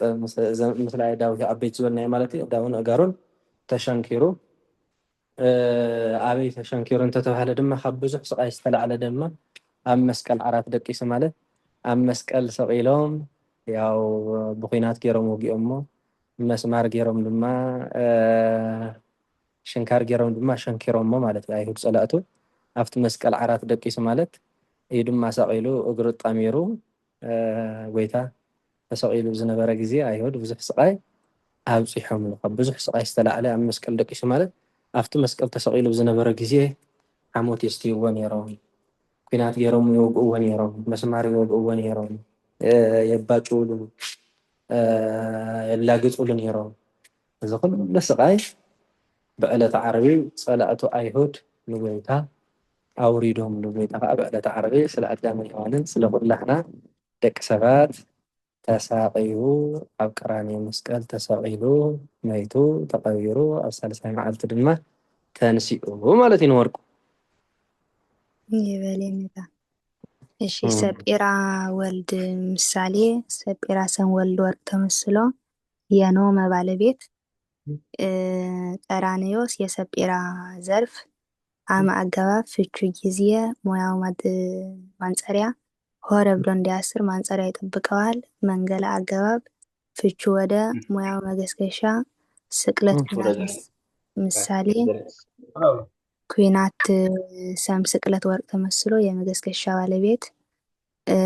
በአገባብ ፍቹ በቁም ቀሪ ሙያው ማድረጊያ ወአገባብ ፍቹና ሙያው አጫፋሪ ርግዘት ኩርዳላቅ ምሳሌ ርግዘት ኩርዳላቅ ሰም ርግዘት ወርቅ መንገሊቅ ቀኖት ምሳሌ መንገሊቅ ሰም ቀኖት ወርቅ ተመስሎ ርግዘት ኩርዳላቅ ተጫፍሮ የማድረጊያ ባለቤቶች እታ ወገን አገባብ አጫፋሪ አኮ አገባብ አጫፋሪ እሺ በርግዘት ኩርዳላቅ ወበመንገነን ማፈል ማለት ነው እሺ አገባብ አጫፋሪ ሐረ ሞነናተን ከመጀመር ተኸበንዳን በአገባብ ፍቹ በቁም ቀሪ ሙያው ማድረጊያ ርግዘት ኩርዳላቅ ምሳሌ ኩርዳላቅ ሰም ርግዘት ወርቅ ተመስሎ የማድረጊያ ባለቤት ወአገባብ አጫፋሪ በአገባብ ፍቹ በቁም ቀሪ ሙያው ማድረጊያ መንገሊቅ ቀኖት ምሳሌ መንገሊቅ ሰም ቀኖት ወርቅ ተመስሎ የማድረጊያ ባለቤት ድህረ አገባብ ፍቹ ኋላ ሙያው መነሻ ድህረ እግሮቹ እንታይ እናልና ነርና ድህረ አይጋሪሁ ተዘብጠ ምስላ አይዳዊሃ አበይት አስፈች እሺ ድህረ አገባብ ፍቹ ኋላ ሙያው አስፈች አይጋር አይደለም ድህረ አይጋር ተዘብጠ ማንጸሪያ ተዘብጠ ለኮ እሺ ድህረ አገባብ ፍቹ ኋላ ሙያው ማንጸሪያ አይጋሪሁ የተዘብጠ ባለቤቶች ተዘብጠ ብሎ እንዳያስር ማንጸሪያ ይጠብቀዋል ምስለ አገባብ ፍቹ ጋራ ሙያው አፈቃቃሪ አእዳው አበይት ምሳሌዎች አበይት ሰሞች ወይ ቅጽል ለሁን ገብረው ወላ ክንመስለው መቅጸል ይሐይሽ ወን ቅጽል ይስጣ አእዳው የአፈቃቃሪ ባለቤቶች ሁ ዝርዝር አበይት የአእዳው ቅጽል አገባብ ፍቹ ከሙያው መነሻ ኖሃ የስቃይ ቅጽል እምነሃ ስቃይ ከመይ ገይሩ ተናይቡ እኮ እዩ ዘሎ እምነሃ የመነሻ ባለቤት አሃ እሺ ተኻ ዘርፍ ማለት እሺ አጋፍችከ ሙያም መነሻ ኖሃ የመነሻ ባለቤት ስቃይ የኖሃ ዘርፍ ኖመ ማሰሪያ ወደጋሚ ሰከበ በወ የተደገመ ማሰሪያ መልእልተ አገባብ ፍቹ ላይ ሙያው መነሻ መስቀል አራት ማድረጊያ ሙያው ማድረጊያ እሺ ሙያው ማድረጊያ መስቀል አራት ምሳሌ አራት ሰም መስቀል ወርቅ ተመስሎ የማድረጊያ ባለቤት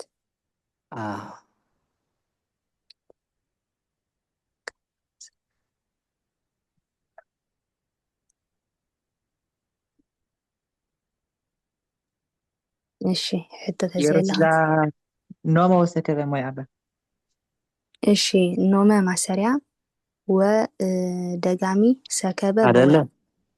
ፈጽሞ ባ ይርስ አሃ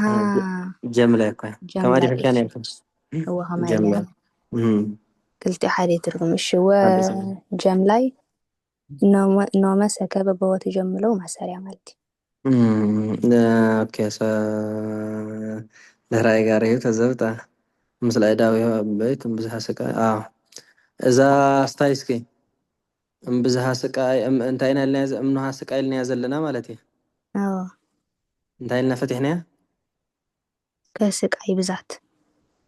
ኖሃ ብሎ በዛ ይላልና ምስክር እስኪ ዝነግረን እንመናለን ቅዱስ ዳዊት ይልዋ እንዲያውም ተቃል ኖሃ ይልስ በዛ ክኸውን እንከሎ በዝሕ ክኸውን እንከሎ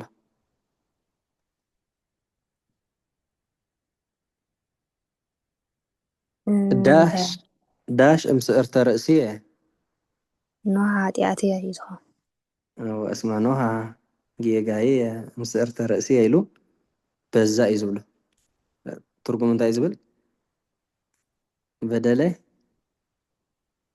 ካብ ፀጉረይ ንላዕሊ በዚሕ ኣሎ ማለት እዩ የኔታ እዘን ከርዳላቅ ወበመንገኒቅ ዝብል ዘሎ እንታይ እዩ ኮርዳላቅ ሽጉጥ እዩ እሺ መንገኒቅ ከዓ ያው ብረት ሽጉጥ ሓሙሽተ ጥይት እያ ትሕዝ ይመስለኒ ብረት ክንደይ ጥይት ትሕዝ 30 ሽጉጥ ከሓሙሽተ ደ ወላ ይፈላለየ ወይ እሰስ እንታይ መርውሑ ዲና ተዳ ውሕዲ ካብ ዝሮ ካብ 10 ኒውስ ዝበዝሐ ይመስለኒ እንደቃቀ ወነሽተ እና ኮርዳላቅ ሽጉጥ ማለት እዩ ታንሽተ ብጅባኻ ትተሓዝ ማለት እዩ ሽጉጥ ማለት ከዓ መንገኒቅ ከዓ ብረት ወይ ከዓ ጠበንጃ ዝበሃል በአምሓርኛ እሺ እድተይ እንታ ታ ኮርዳላቅ ሰለስተ ክትኮን ትኽእል እያ ማለት እዩ 4 ባ በግርዘት ኮርዳላቅ ዝበለታ ኦኬ ተጣይማ እዚ እንታይ ይበሃል ማለት ሰያፍ ሰያፍ ኮርዳላቅ ነው ኮርዳላቅ ሰያፍ ሳዶር ዲዝብል ወይ ሳዶር ይዝብል ሳዶር ና እንደም ለበትናይ ንባብ እምበር ሳዶር አላዶር ናብናይና ሳዶር እንታይ ትመስለኩም ሳዶር ከምባጎር እንዳ ሰያፍ ያትኸ ሰያፍ ያው ዳናትከ ዳናቱን ሮዳስከ ሮዳስ ተጣይ ሰያፍ ያዚያ ወላ هو አዴራ ጥራይ ወዳቀ እሺ እሺ ዮሐንስ ፓትርያርክ እንተሁ ተሰይመ በዘዮርዳኖስ አድያ በዮርዳኖስ አውራጃ የተሾመ የሆነ ዮሐንስ ፓትርያርክ ጳጳሰ አማኑኤልሃ ከመሴመ ዮም ጳጳስ አማኑኤልን ዛሬ እንደሾመ በኩሉ ተአምረ እስከ ነጽንፋ ዓለም የዓለም ዳርቻ እስከ ዓለም ዳርቻ በሁሉ ታወቀ። አማኑኤልሂ ጳጳስ ጳጳሰ ሰላም የሰላም ጳጳስ የሆነ አማኑኤል ጳጳስም ዘእምዞቦ ቆሮንቶስ ገዳም ያለ የሆነ ቆሮንቶስ የተባለ ገዳም ከዛ ከገዳም የተገኘ ነው።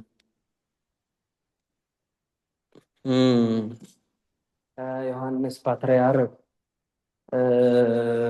እንታይ ነይሩ እንተሁ ተሰይመ በዘ ዮርዳኖስ አድያ ናይ ዮርዳኖስ አውራጃ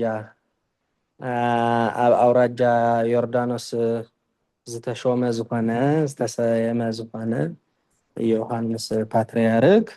በዝሎሙ ዕለት ንአማኑኤል ጳጳስ ከም ዝሾመ ክሳብ ጫፍ ዓለም ብኩሉ ተፈሊጡ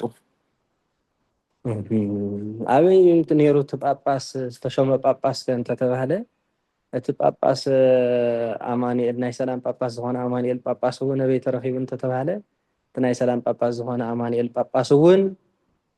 ቆሮንቶስ ዝተባህለ ዘሎ ዝኾነ ቆሮንቶስ ዝተባህለ ገዳም ኣብቲ ገዳም ዝተረኽበ እዩ ንብል ኣለና ማለት እዩ። ያው ዝፍሉጥ እዩ መጀመርያ ፓትርያርክ ብሓፈሻ ሓደ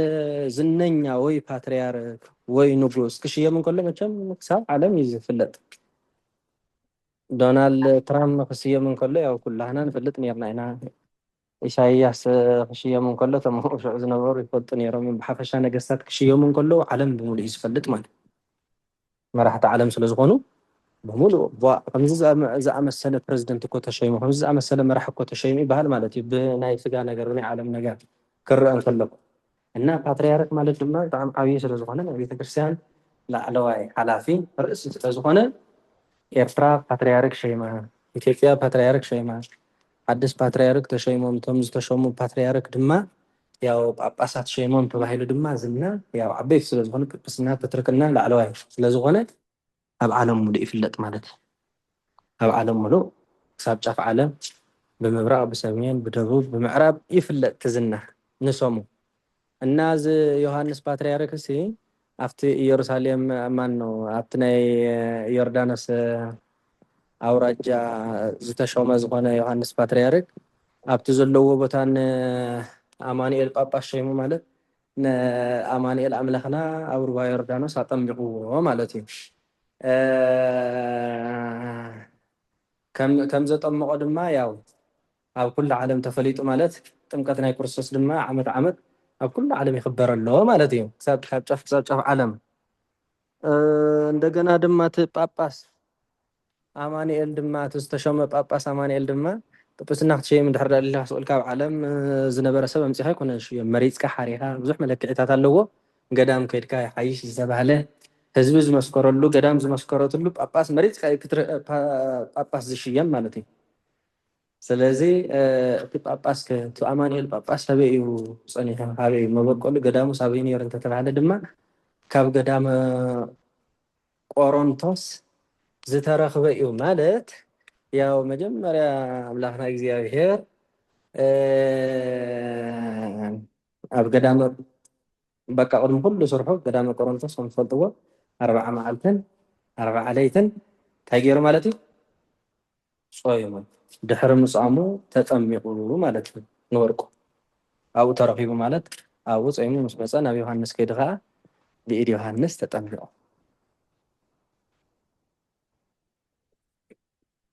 እሺ ዮሐንስ ፓትርያርክ ምሳሌ ፓትርያርክ ሰም ዮሐንስ ወርቅ ተመስሎ የሴመ ባለቤት እንተ የዮሐንስ ፓትርያርክ ቅጽል ራስ ተሰይመ ብሎ እንዲያስር እንተ ይጠብቀዋል በአገባብ ፍቹ በቁምጠሪ ሙያው ማድረጊያ ዘርፍ ደፊነቱ አዲያም ዮርዳኖስ የሚያሰኝ ዮርዳኖስ የአዲያም ዘርፍ አዲያም የማድረጊያ ባለቤት ጳጳስ አማኑኤል ምሳሌ ጳጳስ ሰም አማኑኤል ወርቅ ተመስሎ የሴመ ተሳቢ ከማ አገባብ ፍቹ እንደ ሙያው ማንጸሪያ ሴመ ብሎ እንዲያስብ ማንጸሪያ ይጠብቀዋል። ዮም አንቀጽ አጓላማሽ በአገባብ ፍቹ በቁም ቀሪ ሙያው ማድረጊያ ኩሉ የማድረጊያ ባለቤት ተአምረ ማሰሪያ እስከ አገባብ ፍቹ በቁም ቀሪ ሙያው አስፈች ነ በከ እስኪ ካብተማ እንደርደሪያትኩም ለሲያይሮስ እሺ ጳጳስ አማኑኤል ምሳሌ ጳጳስ ሰም አማኑኤል ወርቅ ተመስሎ የስየመ ተሳቢ ከመ አገባብ ፍቹ እንደ ሙያው ማንጸሪያ ስየመ ብሎ እንዲያስር ማንጸሪያ ይጠብቀዋል። ዮም ከመ ብዘይካ ማንጸሪያ ካለ ሙያ አለው አይደል ብላ كده حنك ودي قدينك እሺ ዮም አንቀጽ አጓላማሽ በአገባብ ፍቹ በቁም ቀሪ ሙያው ማድረጊያ ኩሉ የማድረጊያ ባለቤት ተአምረ ማሰሪያ እስከ አገባብ ፍቹ በቁም ቀሪ ሙያው አስፈች ነ በርከፋች ያው ምስጢር የተበርከፋች ባልኮ ምስጢር ስለሆነ ምልአት ትራስ ተጽባል ጽቦይ ሙያ ካደልን ከለ እሺ ነ ትራስ ጽንፍ የአስፈች ባለቤት ዓለም የጽንፍ ሳይር ጉድጓድ ዘርፍ አማኑኤል ጳጳስ ምሳሌ ጳጳስ ሰም አማኑኤል ወርቅ ተመስሎ የተረክበ ባለቤት ይሄ ደጋምዲያ ወሄ ደጋሚ በታት ማለት ተማርኩማ ማለት ጳጳስ የአማኑኤል ጳጳስ ቅጽል ጳጳስ ሰላም በሐንሳ ዲኸባ ጳጳስ ሰላም አየንተ ጳጳስ የጳጳስ ቅጽል ምሽልከ ሰላም የጳጳስ ዘርፍ ባ እሺ ሰላም የጳጳስ ዘርፍ ዘ የተረክበ መመርመሪያ ዲ ቀድም ዋላ እስከቀጽለ ቀድም የውእቱ መመርመሪያ ባ የውእቱ መመርመሪያ እሺ መርምሮ በህይ የተደገመ ማሰሪያ ማለት ነው። ውእቱ መርምሮ በህይ የተደገመ ማሰሪያ አገባብ ፍቹ ከሙያው ገና እንካ የተረክበ መመርመሪያ የተረክበ ነው። እሺ የተረክበ መመርመሪያ አው ገዳም ይዝርከብ ዘሎ ማለት ነው። እንታይ ኢለኩም ኣብ ገዳም مسترخبة ناب يوحنس كيدو ديله فرق كله ناب يوحنس مستطمقنا قدام كيدو قدام تاريخيبو مثلا ناب قلاميطة يعني مثلا دول قلاميطة مستطمق يا خيدو እሺ ተረክበ እንዳያስር እዛ ይጠብቀዋል። እንደገና አገባብ ፍቹ ከሙያው መነሻ ዘ የቆሮንቶስ ገዳም ቅጽል ቦ ብሎ እንዳያስር ዘ ይጠብቀዋል። ቆሮንቶስ ገዳም ቆሮንቶስ የመነሻ ባለቤት ቆሮንቶስ የገዳም ቅጽል በለያ እሺ ገዳም ቅጽል ስለዚህ አረ ዘርና ነበር ታይድና ይልና ነርና አዎ ዘርፎ የሓዘ ቅጽል ይኸን ሐከ አዎ ቆሮንቶስ የገዳም ቅጽል ገዳም የመነሻ ባለቤት ማን ናይቅኔ ባለቤት ጀብዚ ይርስ ማን ይخجርክ ዘላህ ናይቅኔ ባለቤት ማን ኩሉ ተአምረ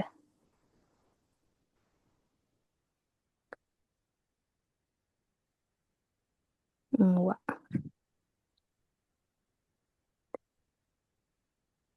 እቲ ከመዲ ሆይ እንደላ ከመሲያማ ይደላ ሰነደ ነቢያት ከመ መጽሐፍ ክርስቶስ ስለሆነ ሪማንና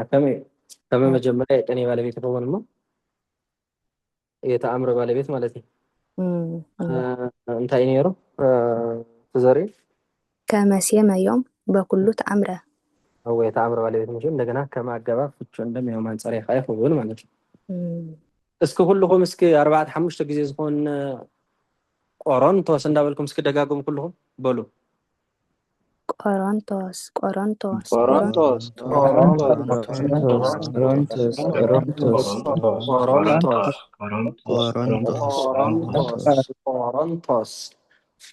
ኢና ነው ለመስለን ያው አናው ነው عليهم كم يزولني رادم كم يزبال حق ናብ ሰብኣ ቆሮንጦስ ዲ ዝበሃል ወይስ هو ዝበዝሐ ሰብ ከምኡ ዝብሎ ቆሮንቶስ እዩ ጦይ ኣመንጎ ዝበሃል ይመስለኒ መብዛሕትኡ ግን ከም ቶይ ኣክ ክትከውን ዝግባእ ቆሮንቶስ እያስ ማለት እዩ። እሺ የኔታ እታ ራብዒትን ሓሙሸይትን ትርጉምን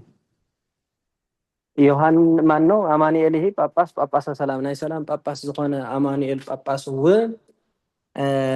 ዘለ ዝኾነ ቆሮንቶስ ዝተባሃለ ገዳም ኣብቲ ገዳም ዝተረኽበ እዩ።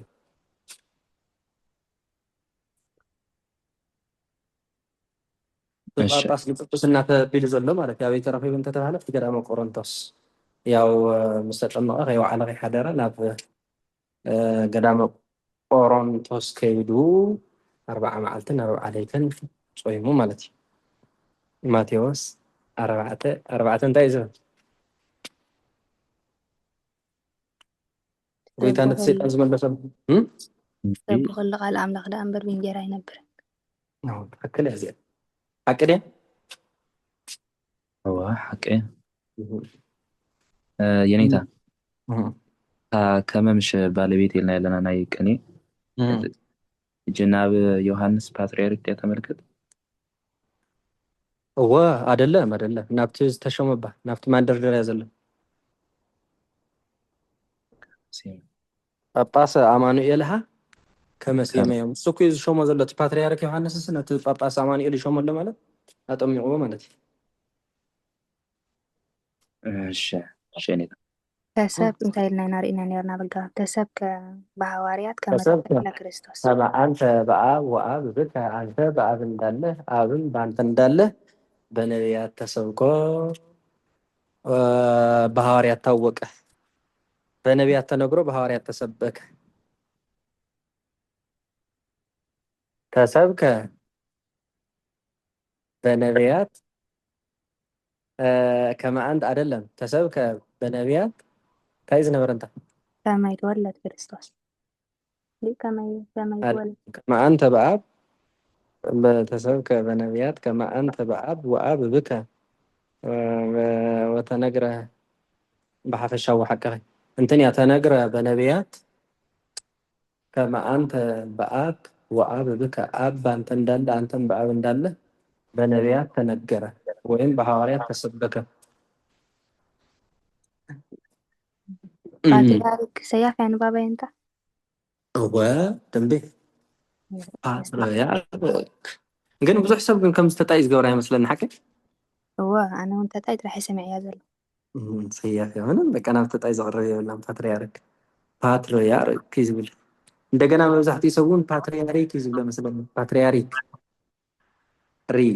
ሪ ዝበሃል ወይስ ርዲ ኮይኑ ፅቡቅ ሰያፍ ኢኻ ሓደ ፅሕፈት ግን ፓትርያርክ ኢሎም ዝፅሕፍዎ ኣለዎ ሪኢኹም ኣይትፈልጦ هو بزبزح بتقريني على أخوم يتلمي لهم ፓትርያርክ ሰያፍ እሺ حتى تزيل لما خنكلنا من بسو እመኒ የሐርስ ዮርዳኖስ ገራይተ ዮሐንስ ካህናይ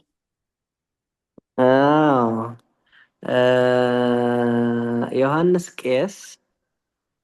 ቀሽ ኮይኑ ሓረስታይ ይሳነን ዮሐንስ ቄስ እመኒ የሐርስ ዮርዳኖስ ገራይተ ዮርዳኖስ እርሻን ቢያርስ ተፈሳሐ ልበ ዘመደ ዮሐንስ አዶናይ የዮሐንስ ዘመድ የሆነ አዶናይ ከልብ ሀገር ተደሰተ አምጣና አዶናይ ሐረስ ተመነ ይብላዕ ሰዊተ ተጠምቆ በማይ ምክንያቱም ገበሬ አዶናይ በውሃ መጠመቅ እሸትን ይበላ ዘንድ ተመኝተዋልና መጀመሪያ እመኒ የሐርስ ዮርዳኖስ ገራይተ ዮሐንስ ካህናይ እቲ ዮሐንስ ሓረስታይ ሲ እቲ ዮሐንስ ሓረስታይ ነታ ዮርዳኖስ ግራት ምስ ሓረሳ እቲ ናይ ዮሐንስ ዘመድ ዝኾነ አዶናይ ኣምላኽ ማለት እዩ ኣብቲ ልቢ ሃገር ተሓጒሱ እንታይ ኮይኑ ተሓጒሱ እንተተባሃለ ምክንያቱ እቲ ሓረስታይ ኣደናይ ብማይ ምጥማቕ ሸዊት ክበልዕ ተመኒኡ እሞ ማለት እዩ هو ሓደ ጣፍ ይዘርእ ሓደ ዕፉን ይዘርእ ሓደ ዓተር ይዘርእ ሓረስቶትኩም ትፈልጥዎ ወይ ማለት እዩ እና እቲ ሓደ ዘመድ ናይቲ ሓደ ዘመድ ግራት ክሓርስ እንከሎ እንታ ኣሕወይ ዛናትካ ሸውየ ግራት ተቐልጢፋ እንተትሽውት ፅቡቅ ነይሩ ሸዊት ምበልዓና ነርና ኢሉ ይሕጎስ ማለት እዩ ያው ክልቲኦም ሓረስቶት እዮም ዘለዉ ግን እቲ ዮሃንስ ሓረስታይ ምስ ሓረሳ ነታ ዮርዳኖስ በቃ ብጣዕሚ ተሓጒሱ ዘመዱ ኣምላኽ ይሕጎስ እዩ ዘሎ ትሪእዎ ኣለኹም እንታይ ኮይኑ ኣብታ ዮሃንስ ሓሪስዋ ዘሎ ግራት ዮርዳኖስ ማለት እዩ ኣብኣ እታ ግራት ዮርዳኖስ ሸዊት ምስ ኣብቆለት ሸዊት ጥምቀት ማለት እዩ ሸዊት ጥምቀት ምስ ተብቆለት ካብታ ግራት ዮርዳኖስ ጥምቀት ሸዊት ክበልዕ ስለ ዝደለየ ክርስቶስ ተሓጒሱ ማለት ሓደ ሓረስታይ ብናይ ሓደ ሓረስታይ በቲ ናይ ቤተሰቡ ደስ ይብሎ ማለት እዩ ዘርኢ ሸዊት ክዘርእ እንከሎ እዛ ግራትካ ምስ በቆለትስ ሸዊት ክንበልዕ ኢና ኣሰይ ፅቡቅ እንኳ ከምዚኣ ዘርአካያ ኢሉ ይሕጎስ ማለት እዩ ስለዚ ንሶም ከምኡ ንወርቁ ድማ ኣዶናይ ናይ ዮሃንስ ዘመድ ኣዶናይ ዮሃንስ ኣብቲ ዮርዳኖስ ግራት ስለዚ ሓረሰ ነታ ዮርዳኖስ ግራት ስለዚ ሓረሳ ተሓጒሱ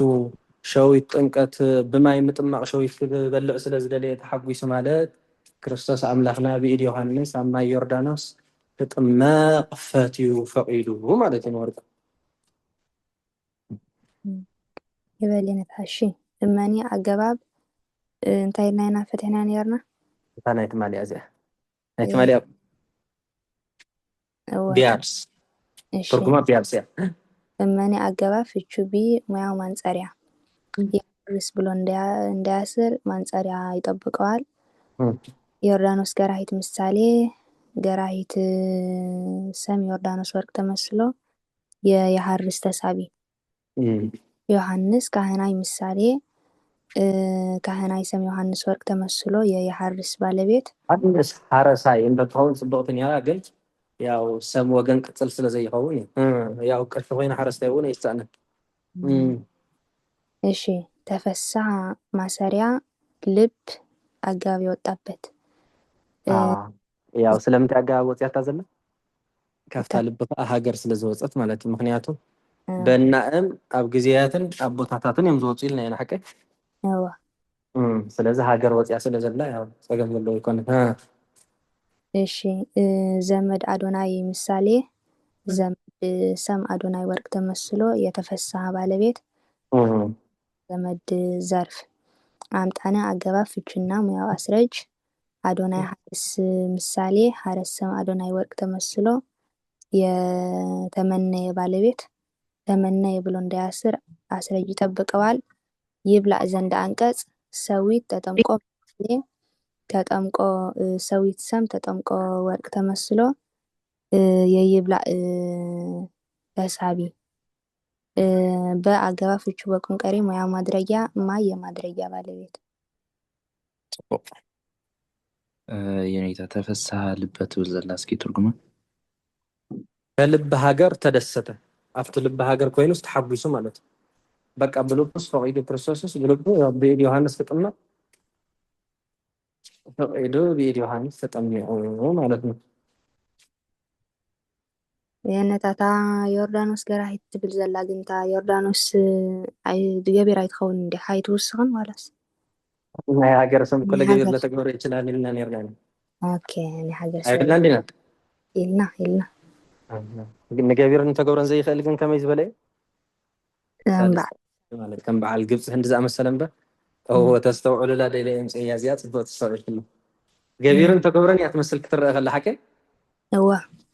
ግን ይኽእል ዮርዳኖስ እውን ትብል ይኽእል ሃይ የምጽእ ሃዘ ምጽእ ኣብ ገቢር ግዜ ናይ ሰብ ስም ጥራይ እሺ ናይ ሃገር ስም ኢየሩሳሌም ዝነበረ ኢየሩሳሌም ክብል ይኽእል ብዘለዎ እውን መጽእ ይኽእል ኢየሩሳሌም ተይሩ ንገቢር እንተገብሮ ይኽእል ኢየሩሳሌም እንተይሉ ከዓ ንገቢር ጥራይ እሺ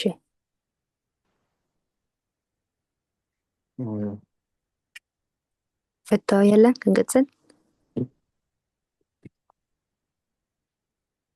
እሺ በዊአ ቦአ ህማመ ስጋ ምስጢር በዊአ ቦአ ህማመ ስጋ ምስጢር የስጋ በሽታ ምስጢር ፈጽሞ ገባእ ሀበ ዘፈድፈዱ ላይካን አይጎር የበዚህ የሆኑ ተማሪዎች ሀገሮች ወደ ሀገሮች ፈጽሞ ገባ አምጣነ ፈድፈደ ሊቅ አበሳ መልእልተ ኩሉ ፍጡር ሊቅ በደል በሁሉ ፍጡር በዝተዋልና ፈጽሞ ገባ ማለት እዩ እቲ ናይ ስጋ ሕማም ኮሮና ቫይረስ ያው ሕጂ እኳ ኮሮና ቫይረስ ዝኾነ ሕማም ደየለን ደንቅና ዝመፅእ ኢቦላዊ ዝበሃል ገለ ድሓን ኣብ ኩሉ ዓዲ ዘሎ ሕማም ዋላ ካንሰር ንበሎ ምናልባት ዋላ ኤች ኣይቪ ዝኾነ ስም ክነውፀሉ ንኽእል ኢና ማለት እዩ ያው ሕማም ናይ ስጋ ሕማም ናይ ስጋ ሕማም ምስጢር ፈፂሙ ኣትዩ ናበይ ኣትዩ እንተተባህለ ሃበ ዘፈድፈዱ ላይካን ኣህጉር ዝበዝሑ ዝኾኑ ተምሃሮ ሃገራት ናብ ብዙሓት ሃገራት ተምሃሮ ኣትዩ ማለት እዩ መን እዩ ዝኣቱ ዘሎ እቲ ሕማም ምስጢር ኣትዩ እንታይ ዳ እዚ ኩሉ ሕማም ወሪዱ እንተተባህለ በደል ሊቅ ምሁር ማለት እዩ በደል ሊቅ ኣብ ኩሉ ፍጡር ስለ ዝበዝሐ ኣብ ኩሉ ፍጡር ስለ ዝበዝሐ ያው እቲ ናይ ስጋ ሕማም ምስጢር ናብተን ኩለን ሃገራት ተምሃሮ ኣትዩ ንብል ኣለና ማለት እዩ ንሶም እንትፈልጥዎ ሓጢኣት ክበዝሕ እንከሎ መዓት ክበዝሕ እንከሎ እግዚኣብሔር ደስ ዝበለ ዓይነት ሕማም ሰዲዱ ያው መቕፃዕቲ ክቐፅዕ ይኽእል እዩ ፌራ ሰዲዱ ማለት እዩ እጅ እኳ ደሓን እዩ ዘሎ መስለኒ ያው መቸም በብሃገሩ ዝተፈላለዩ ዓይነት ሕማም ይህሉ ይኸውን ሕጂ እውን ገሊኡ ብመዓት ገሊኡ ንትምህርቲ ገሊኡ ከዓ ንመቕፃዕቲ ክኸውን ይኽእል እዩ እቲ ሕማማት ኣብ ኩሉ ሃገር ያው ሕሙም ዘይብላ ሃገር የለን እቲ ሕማም ብኸመይ መፅኡ እግዚኣብሔር ይፈልጦ ማለት እዩ ስለዚ ባእታ ወዲ እንታይ በደል በፂሑ በቃ ሓጢኣትና በፂሑ እግዚኣብሔር መዓት ይሰደድና ኣሎ እከለ ከምዚ ኮይኑ እከለ ከምዚ ኮይኑ ይበሃል ማለት እዩ ንሶም ብፍላይ ኣብዚ ናይ ኮሮና ቫይረስ ከም ትሪእዎ ዝነበርኩም ማለት እዩ ስለዚ ንሶም ሓጢኣት ክበዝሕ እንከሎ ሰብ ካብ እግዚኣብሔር እንዳረሓቐ ክኸይድ እንከሎ እግዚኣብሔር ድማ ያው መዓቱ ይልእኽ መቕፃዕቲ ይሰድድ እሞ ንሰብ ሕማም ይቆፅዖ ማለት እዩ ሽዑ ሰብ ሓጢኣትና ስለ ዝበዝሐ እኮ እዚ መቕፃዕቲ እዚ መፂልና ኢሉ የማርር ያው ሕጂ ከዓ ትሪእዎ ኣለኹም በዊኣ ቦኣ እቲ ሕማም ናይ ስጋ ምስጢር ሰብ ኩሉ በፂሑ ሊቅ በደል ስለ ዝበዝሐ ኣብ ልዕሊ ኩሉ ፍጡር ሊቅ በደል ስለ ዝበዝሐስ ናብ ኩሉ ሃገራት እቲ ናይ ስጋ ሕማም ምስጢር በፂሑ ማለት ያው እዚ ዘመን እዚ ፅቡቕ ዘመን ስለ ዝኾነ ሰብ ኣብ ገዝኡ ኮፍ ኢሉ ዝመሃረሉ ናብ ጉባኤ ከይከደ ከይደኸመ ከይፀዓረ ከየበለ ኣብ ገገዝኡ ኮይኑ ዝመሃረሉ ዘመን ስለ ዝኾነ ኣብዚ ሰዓት እዚ መምሃራን እውን ብዙሓት እዮም ተምሃሮ እውን ብዙሓት እዮም ማለት እዩ ስለዚ ሊቃውንቲ መምሃራን ስለ ዝበዝሑ ተምሃሮ ከዓ በዚሖም ይመሃሩ ኣለዉ ማለት እዩ ኩሉ ሃገራት እቲ ሕማም ምስጢር ኣትዩ ማለት ያው እቲ ናይ ትምህርቲ ምስጢር ነገረ መለኮት ክኸውን ይኽእል ቅኔ ክኸውን ይኽእል ቅዳሴ ክኸውን ይኽእል ኣቆቃን ክኸውን ይኽእል ኣብ በቢዓዱ ኣብ በቢሃገሩ ያው ትምህርቲ ይወሃብ ኣለዎ ማለት እዩ ንወርቁ እሺ በዊ የቦአ ተሳቢ ኣኮላም እሺ በዊአ አንቀጽ አጎላማሽ ቦአ ማሰሪያ ህማም ምስጢር ምሳሌ ህማም ሰብ ምስጢር ወርቅ ተመስሎ የቦአ ባለቤት ስጋ የህማም ዘርፍ ሀበ ትርጉም አማርኛ እንታይ ኔራ እዚ ሀበ ዘፈድፈዱ ዝበለት ወደድያ ኔራ የበዚህ ሆኖ ላእካን ተማሪዎች ሀገሮች ወደ ሀገሮቹ ገባ ናፍታ ሀገራት ማለት ነው እሺ ሀበ አገባፍቹ ወደ ሙያው መገስገሻ ዘ የላእካን አይጉር ቅጽል ፈድፈዱ ብሎ እንዲያስር ዘይጠብቀዋል ላእካን አይጉር ምሳሌዎች አይጉር ሰሞች ላእካን ወርቆች ተመስለው የመገስገሻ ባለቤቶች አምጣነ አገባፍችና ሙያው አስረጅ ፈድፈድ ብሎ እንዲያስር አስረጅ ይጠብቀዋል ሊቅ አበሳ ምሳሌ አበሳሰም ሊቅ ወርቅ ተመስሎ የፈድፈደ ባለቤት መልእልተ አገባብ ፍቹ ላይ ሙያው ማድረያ ኩሉ የፍጡር ቅጽል ፍጡር የማድረያ ባለቤት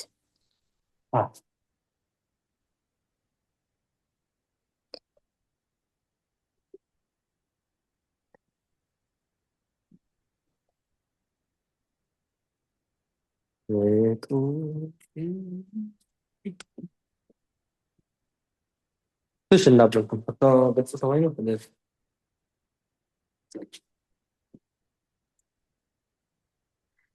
እታ ህማመ ስጋ ምስጢር ዝበለት እየን እታ ስጋን ምስጢር እንተዝ ምሰላ ድያ ምተበላሸወት ነይራ ሰም ጭነት ምኾነት هو بدن به ያ ህማም ምስጢር ስለዝተመሰለት ሕጂ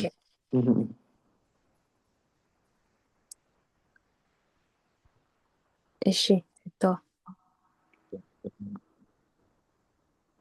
የሚተዛበው የአቦ ትብልሲ ከመይ ኢላ እያ አንቀጸ ቆለመሽ ኮይና ቆለመሽ حق رزي أسي نجركم من مثلا هو تقدمت نقص عنقص مالتي كل جزء ناي بعلو عنقص حيزم دحر عمس أقوله ماش خوني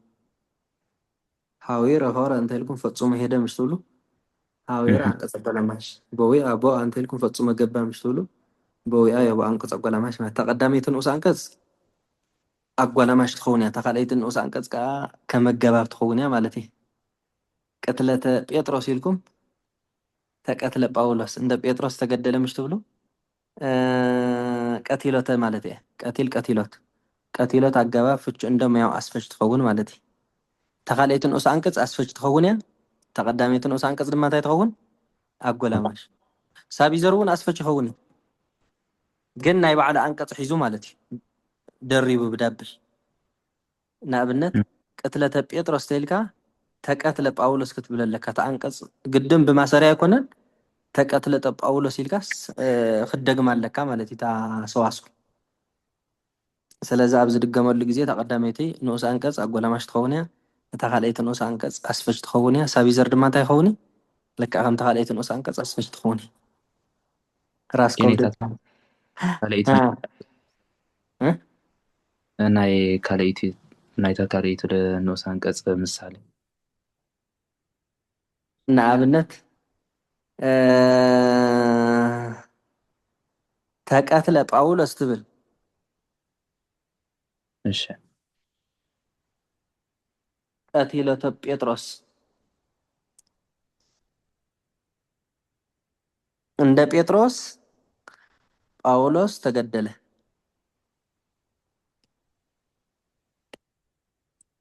እታ ተቀትለት እንደ ንኽትከውን ትገብራ ዘላ መን እያ ተቀትለ ዝብል ማሰርያ ዘሎ ማለት ንሱ ኣብ ንዕኡ ዝመስል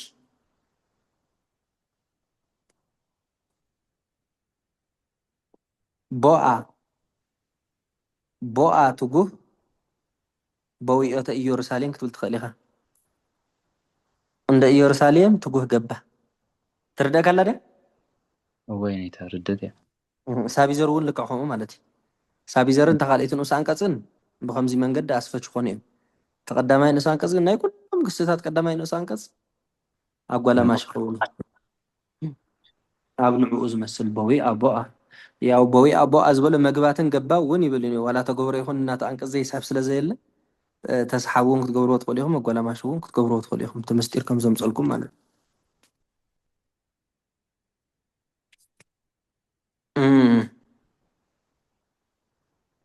እሺ አረጋዊ ዳሞ መርድእ እንተ ኢኮነ ወጣንየ ጀማሪን ያልሆነ ተማሪ የዳሞ አረጋዊ የዳሞ ጠንቂቆ ኦቀ ጥንቁቀ ኦቀ እንታይ ነይራ ተሰውር ዓለም ቅኔ ከዓለም መሰወር ቅኔን ጠንቁቆ አወቀ እቲ ጀማር ዘይኮነ አረጋዊ ዳሞ ተማሃርሲ ካብ ዓለም ስዋር ቅኔ ጠንቂቁ ፈሊጡ ማለት እዩ ብጥንቃቐ ተማሂሩ ፈሊጡ ንብል ኣለና ያው ብጥንቃቐ ክትፈልጥ እንድሕር ኮንካ ንእሽተይ ግዜ ክትበለካ ቅኔ ትምህርቲ ስለዚ እዚ ሰዓይ ዝቅኔ እዚ ናይ ጀማሪ ይመስልን ይበሃል ዋላ ቤተክርስትያን ክበር ከሎ ክዝረፍ ኣሎ ፍሉጥ ይበቃ ዝቅኔ እኳ ናይ ሊቃውንቲ ቅኔ ዝመስል ጠቕላላ ናይ ጀመርቲ ይመስልን ዋላ ስብከት እኳ ከምኡ እዩ ሓደ ሰባኺ ክሰብኽ እንከሎ ጀማሪ ድዩ ዋላ ንእሽተይ መድረክ ዝፀንሐ እዩ ሰብ ዝለመደስ ይፍለጥ እዩ ኣይ ንእሽተይ ፍርሒ ነገር ይረአ ኣሎ ትሪኢ ኣለካ ጀማሪ እዩ ዝመስል ይበሃል ብውሽጡ ማለት እዩ እቲ ዝርኦ ሰብ እዚ እኳ ሊቅ እዩ ብጣዕሚ ሪኢ ኣለካ ኣሰባብኾ ብዙሕ ዓመት ዝሰበኸ ዝመሃረ እዩ ዝመስል እዚ ከዓ ብዙሕ ዓመት ዝተምሃረ ዝበሰለ እዩ ዝመስል ናይ ጀማሪ ይመስልን በቃ ተቆኒኡ ይበሃል ስለዚ በቃ ብጥንቃቐ ዝተምሃረ እዩ ኢሉ ሰብ የመስግኖ ማለት እዩ ኣብ ዝኾነ ዓይነት ዓውዲ ትምህርቲ እናተ ኣረጋዊ ድማ ጀማሪ ዘይኮነ ኣረጋዊ ዳሞ ድማ ፈፂሙ በቃ ነታ ኣብ ዓለም ምስዋር ቅኔ ፅቡቅ ገይሩ ፈሊጡ ተማሂሩ ንብል ኣለና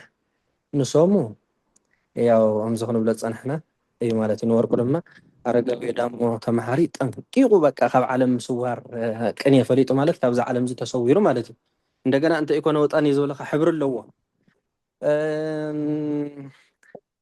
ያው ናይ መንፈሳዊ ነገር በሰለስተ እዩ ዝኽፈል ሓቀ ወጣኒ ከምዚ ከማይ ዝኣመሰለ ቀፂሉ ከ እንታይ እዩ ማእከላዊ ከዓ ድሓን ኣብ ድሓን ደረጃ ዘሎ ማለት እዩ ፍፁም ከዓ ያው ከምዞም ሕጂ ታቦት ተቆሪፅሎም ኣማልድልና ኢልና ንምሕፀኖም ዘለና ቅዱሳን በዓል ኣቡነ ገብረ መንፈስ ቅዱስ ኣቡነ ኣረጋዊ እዚኦም እንታይ ይበሃሉ ያው ፍፁማን ወጣንያን ኣይኮኑን ማለት ጀመርቲ ከምዚ ከማናስ ኣይኮኑን ተጋዲሎም ኩሉ ነገር ያው ኣብ ከዊነ እሳት ዝበፅሑ ማለት እዩ እዚኣቶም ስለዚ ጀማሪ ይኮነን ማለት እንደም ኣቡነ ኣረጋዊ ፍፁም ፍታዊ ስለ ዝነበረ ተጋድልኡ ናይ ጀማሪ ደረጃ ሓሊፉ ናብ ማእከላውነት ሓሊፉ ናብ ፍፁምና ደረጃ በፂሑ ድሕሪ ዝፍፁምንኡ ድማ ካብዚ ዓለም እዚ ንሞት ከይረኣየ ናብቲ በዓል ሄኖክ እዝራን ዘለውዎ ተሰዊሩ ማለት እዩ ንወርቆ ስለዚ ብጥንቃቐ ነቲ ቅኔ ካብ ዓለም ምስዋር ቅኔ ፈሊጡ ማለት ካብዚ ዓለም እዚኣ ኣቡነ ኣረጋዊ ኣቦና ተሰዊሮም ንብለኩም ይበል ቃልዮት ማለት አረጋዊ መርድእ ምሳሌ አረጋዊ ወርቅ ተመስሎ የቆቀ ባለቤት የአረጋዊ ዘርፍ እንተ የአረጋዊ መርድእ ቅጽል ኢኮነ ብሎ እንዲያስር እንተ ይጠብቀዋል ወጣኒ የኢኮነ ተሳቢ ጥንቁቀ አጎላማሽ ዲ ጥንቁቀ አንቀጸ አጎላማሽ ወቀ ማሰሪያ ተሰውሮ ቅኔ ምሳሌ ተሰውሮ ቅኔ ሰም ተሰውሮ ወርቅ ተመስሎ የኦቀ ተሳቢ ዓለም የተሰውሮ ሙሻ ዘርፍ ዲ ዓለም ሰው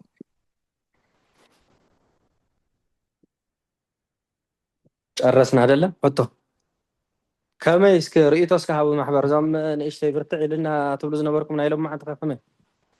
ኢየሩሳሌም ጀምረ ተሓንዲ ወድሓኒ እንጂ ጽቡቅ ከብደ ይኮነት ነው መፍለይ እዚ ትኽክል ነው የድል እንዲ ሓቂ ዘረባ ወላቲ ወይዳ በደንብ ሁሉ እንዳበልካ እምበር ዋና ኮት ያው ናይ ሊቃውንቲ ተረዳሁን እኮ ከምዚ ትገብር እንከለኻ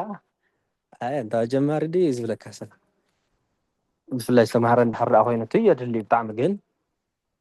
ኩላህና ስለ ዘለና ኣብዚ ወጣንያን ማእከላውያን ስለ ዘለና ንኩሉ ዘማእኸለ ክኸውን ከሎ እቲ ጉባኤ ፅቡቅ እዩ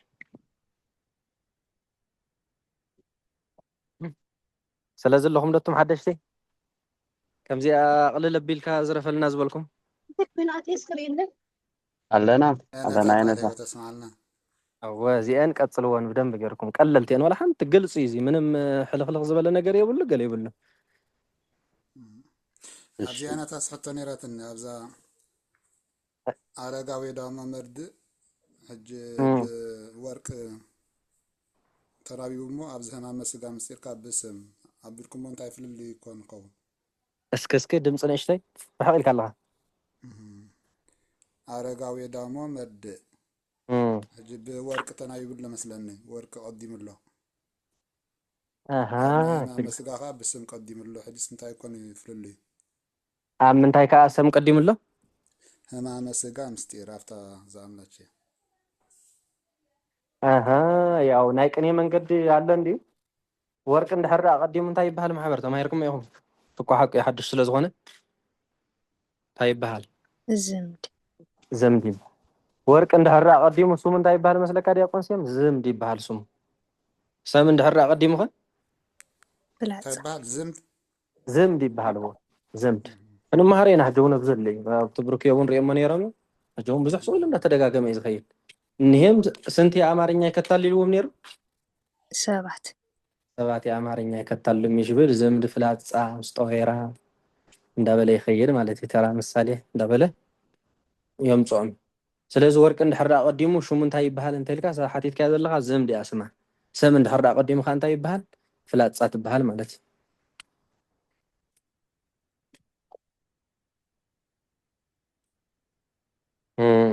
ስለዚ ክልተ ተኻኢሉ ክትከኣል እንተኮይኑ ሳይና ይቀድም ኣለዎ ዝኾነ ፀገም የብሉን ኣብዚ ምንም ወላ ሓንቲ ክናበብ እንከሎ ግድን እዩ ሰም ዝቅድም ማለት እዩ ከይተናበበ ወርቂ ጊዮርጊስ ሰማዕታ ክትብል ትኽእል ኢኻ ጊዮርጊስ ካህን ክትብል ትኽእል ኢኻ ካህን ጊዮርጊስ ክትብል ትኽእል ኢኻ ክናበብ እንከሎ ይሽግር ክናበብ እንከሎ ግን ሰም ይቀድማል ወርቂ ይከተላል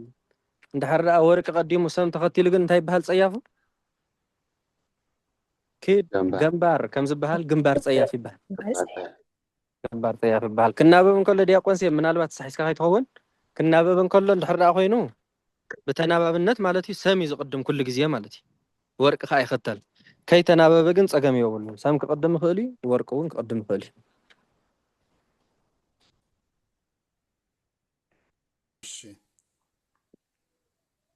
እሺ ካለ حطت لكم حطتو ተዘየለግን ያ ካብቲ ናይ ዘረፋ ወፃኢ ኣይከውን እምበር ትማሊ ሕቶ ሓቲተ ነይረስ ፍርቃ እኳ በሪሃ ነይራ ግን ጉድለት ከይህልዋ ክንእርማ ኢና ተባሂልና ነይርና ኢና ትማሊ እሺ አንተ ዲያቆን ይምሰልከ ከመካህን ክብል ከሎስ ይምሰልከ ከመካህን እኮ ይኮነ ኣይኮነን ዶ ቆዲል ኢሎ ይምሰልከ ዘኢታ ካህን ከኩ ይምሰልከ ዘኢታ ካህን ከ ኣታ ዲያቆን ቀሽ ዘይኮንካ ይመስለካ ጽባሕ ንጎስ ክትቅሸሸኻ ማለት ኮይ ታያኔ ራት አጥፋማ እሳ ያቆሙም ጺናያሲ ትኮን ይብላ ዘይተከን ከኸውን ኣለዎ ተባሂሉ ሲ ነርያ ጽባሕ ጎዲላ ጎዲላ መሲልና ኢሎሞ ኣዊኣ ተጎዲላ ዘይተከን ከይዶም ጽዋ ነይሩ ሲ እርግጠኛ ኮይኑ ሙሉ ሙሉ ከምዚ ኮይኑ ኣይበለናነ هو زرو زرو ታዲያ ቆን ቀሽ ዘይኮንካ ይመስለካ ካህን ኢኻ ማለት ጽባሕ ንጎ ክትቅሸሽ ኢኻ ማለት እኮ ዘይተከንከ ናይ ሎሚ ዲያቆን ናይ ጽባሕ ቀሽ እንታይ ዝበሃል ናይ ሎሚ ዕንበባ ናይ ጽባሕ ፍረ ንብሎ ነገር ምሸላ ሓቀይ ያው ሎሚ ዲያቆናት ኣለኹም ጽባሕ ንጎ ካህናት ኢኹም እሺ ይምሰልከ ዘይታ ካህን ከማለት ወኢልካ ሓዲርካስ ካህን ምዃንካ ሳይተርፈካኒ ማለት እዩ እሺ እሺ ክንእርሞም ነታ ይምሰልከ ከመ ካህን ትብል ዝብል ሰዋት ኣለዉ እሞ ተጋገም ኣጋገም ንኽንርም እሺ ካልእ ካብ ዝወፃእና እዚኣ ብደንቢ ኢየሩሳሌም ብፍላይ ነዞም ሓደሽቲ ትኩረት ጌርኪ ጽቡቅ ጌርካ ተትሕዝዮም ኣለኪ ኣፈወርቂ በል ሴምብል እንዳበልኩ ንኹሎም ብፍላይ ክሳብ ዋይ ዜማ ዘሎ ማለት እዩ ለንቅነ ትምህርቲ ጀሚረ ኮይነሲ ብጣዕሚ ንቕፀላ ብጣዕሚ ስእነን ኣሎ ዋላ ነቲ ትምህርቲ ከማን ኣብ ረይን ገለ ከሎ ከየ ሰምዑ ዘለኹሞ ያ ምቕፃል ንዓይተት ትገድፍኑ ብጣዕሚ ጽቡቕ ነይሩ ክሳብ መዓስ ፈተና ኸ ዋ ፈተና ዘይኮነስ ትምህርቲ እንደጀሚረ ነዊሕ እቲ ትምህርቲ ያ ቀጽል ባንእሽተይ ደኣ ያው በረኸት እንዲ ማለት ሰዓት ዋላ ፈሊኹ እምበር ይምሃር ጥራይ ይባሃል መቸም ናይ ጉባኤ ንእሽተይ ሕጂ እንታይ ድዩ ከምዚ ኣብቲ ዘለኽዎ ዓዲ ይኮንኩ እንደ ዝምሃር ርሕቕ ኢሉ ኮይኑ ለይቲ ዝተስብ ብጣዕሚ ሕጂ እታ ናይ ምሸት ብጣዕሚ ትጥዕመንን እያ ንዓይ እንዳመሰየኒ ኮይኑ ተተቐፅሉ ጽቡቕ እዩ ዋላ እንታይ ዲ ክትገብሪ ኢየሩሳሌም ኣኹ እውን ጽቡቕ እዩ ምናልባት ነቶም ዘለዉ ማት ኣብ ናይ ንግሆ ዝጥዕሞም እንድሕር ኣ ኮይኑ ከምኡ እንተኮይኑ ሰዓት ቅንስ ኣቢልና እውን ሓደ ሰዓትን ፈረቓ ንምሃር ፍርቂ ሰዓት ከዓ ትቕፅሉ እምበር ትምህርቲ ጥራይ ዝበሃል ብዙሕ ተቐባልነት ከይህልዎ ክቕፅልስ ኣለዎ እቶም ሓደሽ እውን ክቕፅሉ ኣለዎም እንድሕር ደኣ ንኩልኹም ከምኡ ትብሉ ኮይንኩም ሰብ ዘይተቐፅልቲ ሓደ ዘይቐፅል ተኮይኑ ስታይ እዛ 2 ሰዓት ምሳና ትመሃር ኣለኻ ሓቂ ኢየሩሳሌም ተጻጊምኪ ስለዚ ንእሽተይ ከተቐፅል ኣለካ ከምኡ እንድሕር ደኣ ኮይኑ ሓደ ሰዓትን ፈረቓን ትምህርቲ ንገብራ እታ ፍርቂ ሰዓት ትቕፅል ኣላ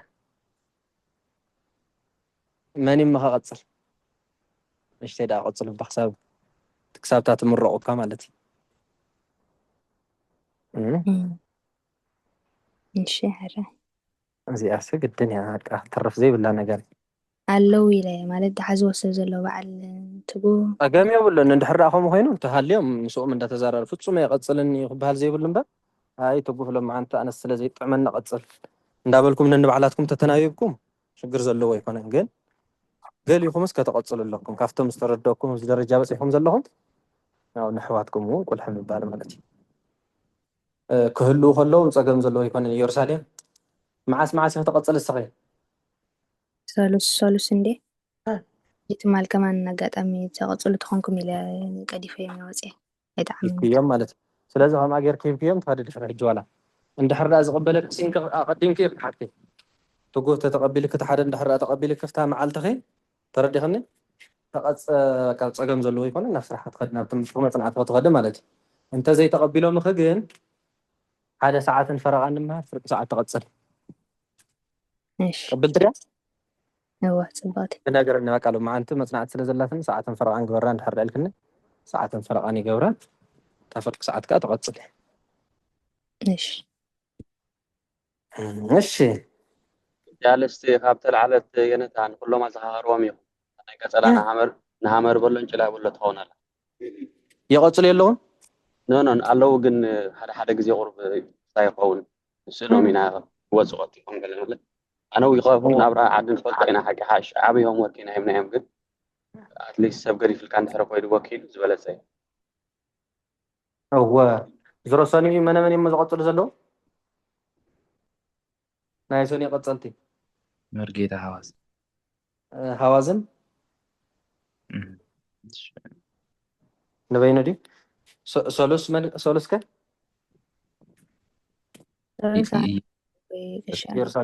ኢየሩሳሌም ረብዑ ኸ ኣቦ ቀሽ ዳንኤል ምስ እዝራ ቀሊል እኳ እዚ ምርድዳእ እምበር ሎማዓንቲ ጥዕመን መቐድሰለይ እኮ ይበሃል ዋላ ቅዳሴ ይኹን ተረዲኹም ሕጂ ዞም መቐፀልቲ ዘለዉ እኮ ዝተወሰነ እቶም ሓደሽቲ ሕጂ ዝመስለኩም ዘለውን እኮ ድሕሪ 3 ወርሒ 4 ወርሒ ኣቐፀልቲ ይኹን ከመይ ዝበልኩም መቐፀልቲ ኢየሩሳሌም ክንደይ ጌርክ ዘለኸ ኣብቲ ጅምሪ 7 ወርሒ ኢኹም ኣብ 7 ወርሒ እዚ ደረጃ እዚ በፂሓላ ማለት እዩ እዞም 3 ወርሒ 4 ወርሒ ጌርኩም ዘለኹም ከዓ ድሕሪ 3 ወርሒ ናይ ኢየሩሳሌም ደረጃ ክትበፅሑ ኢኹም ብድሕሪ ኢኻ ሓደሽቲ ወለዶ እንድሕር ሃልዩምና ንስኹም ከዓ ንዕኦም ተቐፅሉ ማለት እዩ ከምኡ እንዳበለ ስለ ዝኸይድ ሕጂ ግን እኹላትን ብቑዓትን ኣቐፀልቲ ስለ ዘለኹም ምቅያር ኢየሩሳሌም እንድሕር ፅግም ኢልዋ እቲ ሓደ ምትሕብባር እንተዘይኮይኑ ከዓ ኣነ ክትሓባበረኩም እየ እታ ትሕብር እንታይ እያ ሓደ ሰዓትን ፈረቓን ወንበር ካብ ፍርቂ ሰዓት ንትምህርቲ ተሓሲባ ዝነበረት ከዓ ቅፅላ ማለት እዩ ሓሙስ ከመን እዩ ዝቐፅል ትጉህ ይመስለኒ ምስ መርጌታ ሲራክ መርጌታ ሲራክ ዲ እሺ ዓርቢ ኸ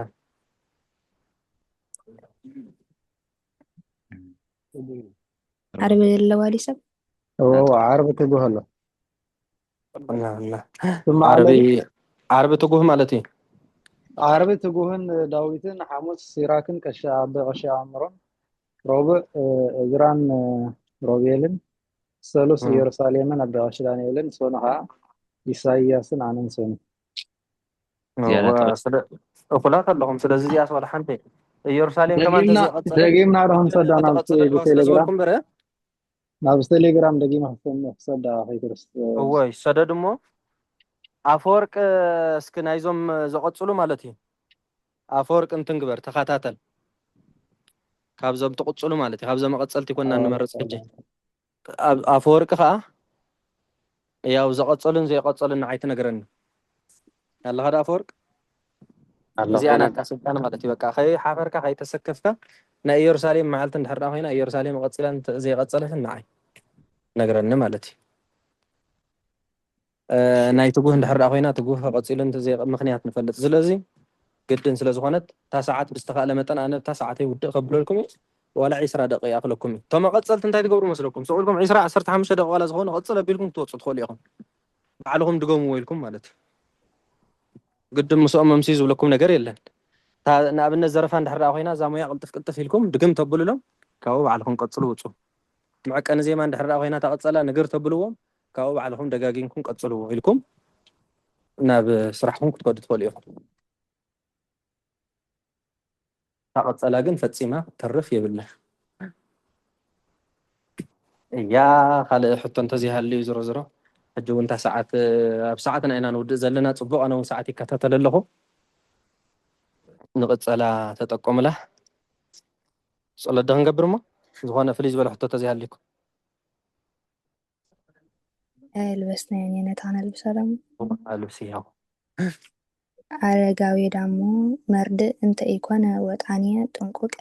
ኦቀ ተሰውሮ ዓለም ቅኔ አረጋዊ ዳሞ መርድእ እንተ ኢኮነ ወጣንየ ኩልኩም ሕጂ ሰላም ለኪ ድኩም ከተብልኩም ሰላም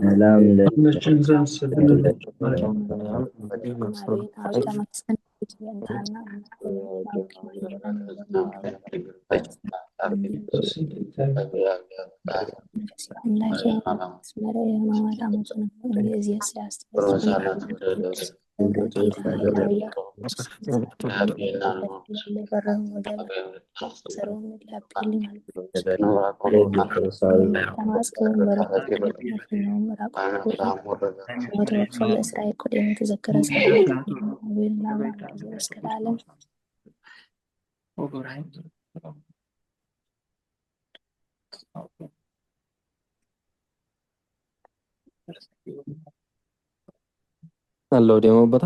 ቆሺ መምህረይ ግበሩ መምህረይ ሃፍቶም የሌታ ይሳምሮ እሺ አዝማ በወለ መንፈስ ቅዱስ አሐድ አምላክ አሜን። ማርያም አምላክ ማረነ ሰላም አምላክ ሰለነ ሰዓታት መዓል ዝበርሃ አምላክና ሰረፈ ሰዓት ይባርከልና ዝተማሃርናዮ ትምህርቲ ብጽላት ልብና ይጽሐፈልና በረከታ ረድኤታ ናይ አምላክ ናይ ኩሎም ቅዱሳን እግዚአብሔር ይብለና ንመምህርና ቅድመ ጠናን ያብልና አቡነ ዘበሰማያት ነው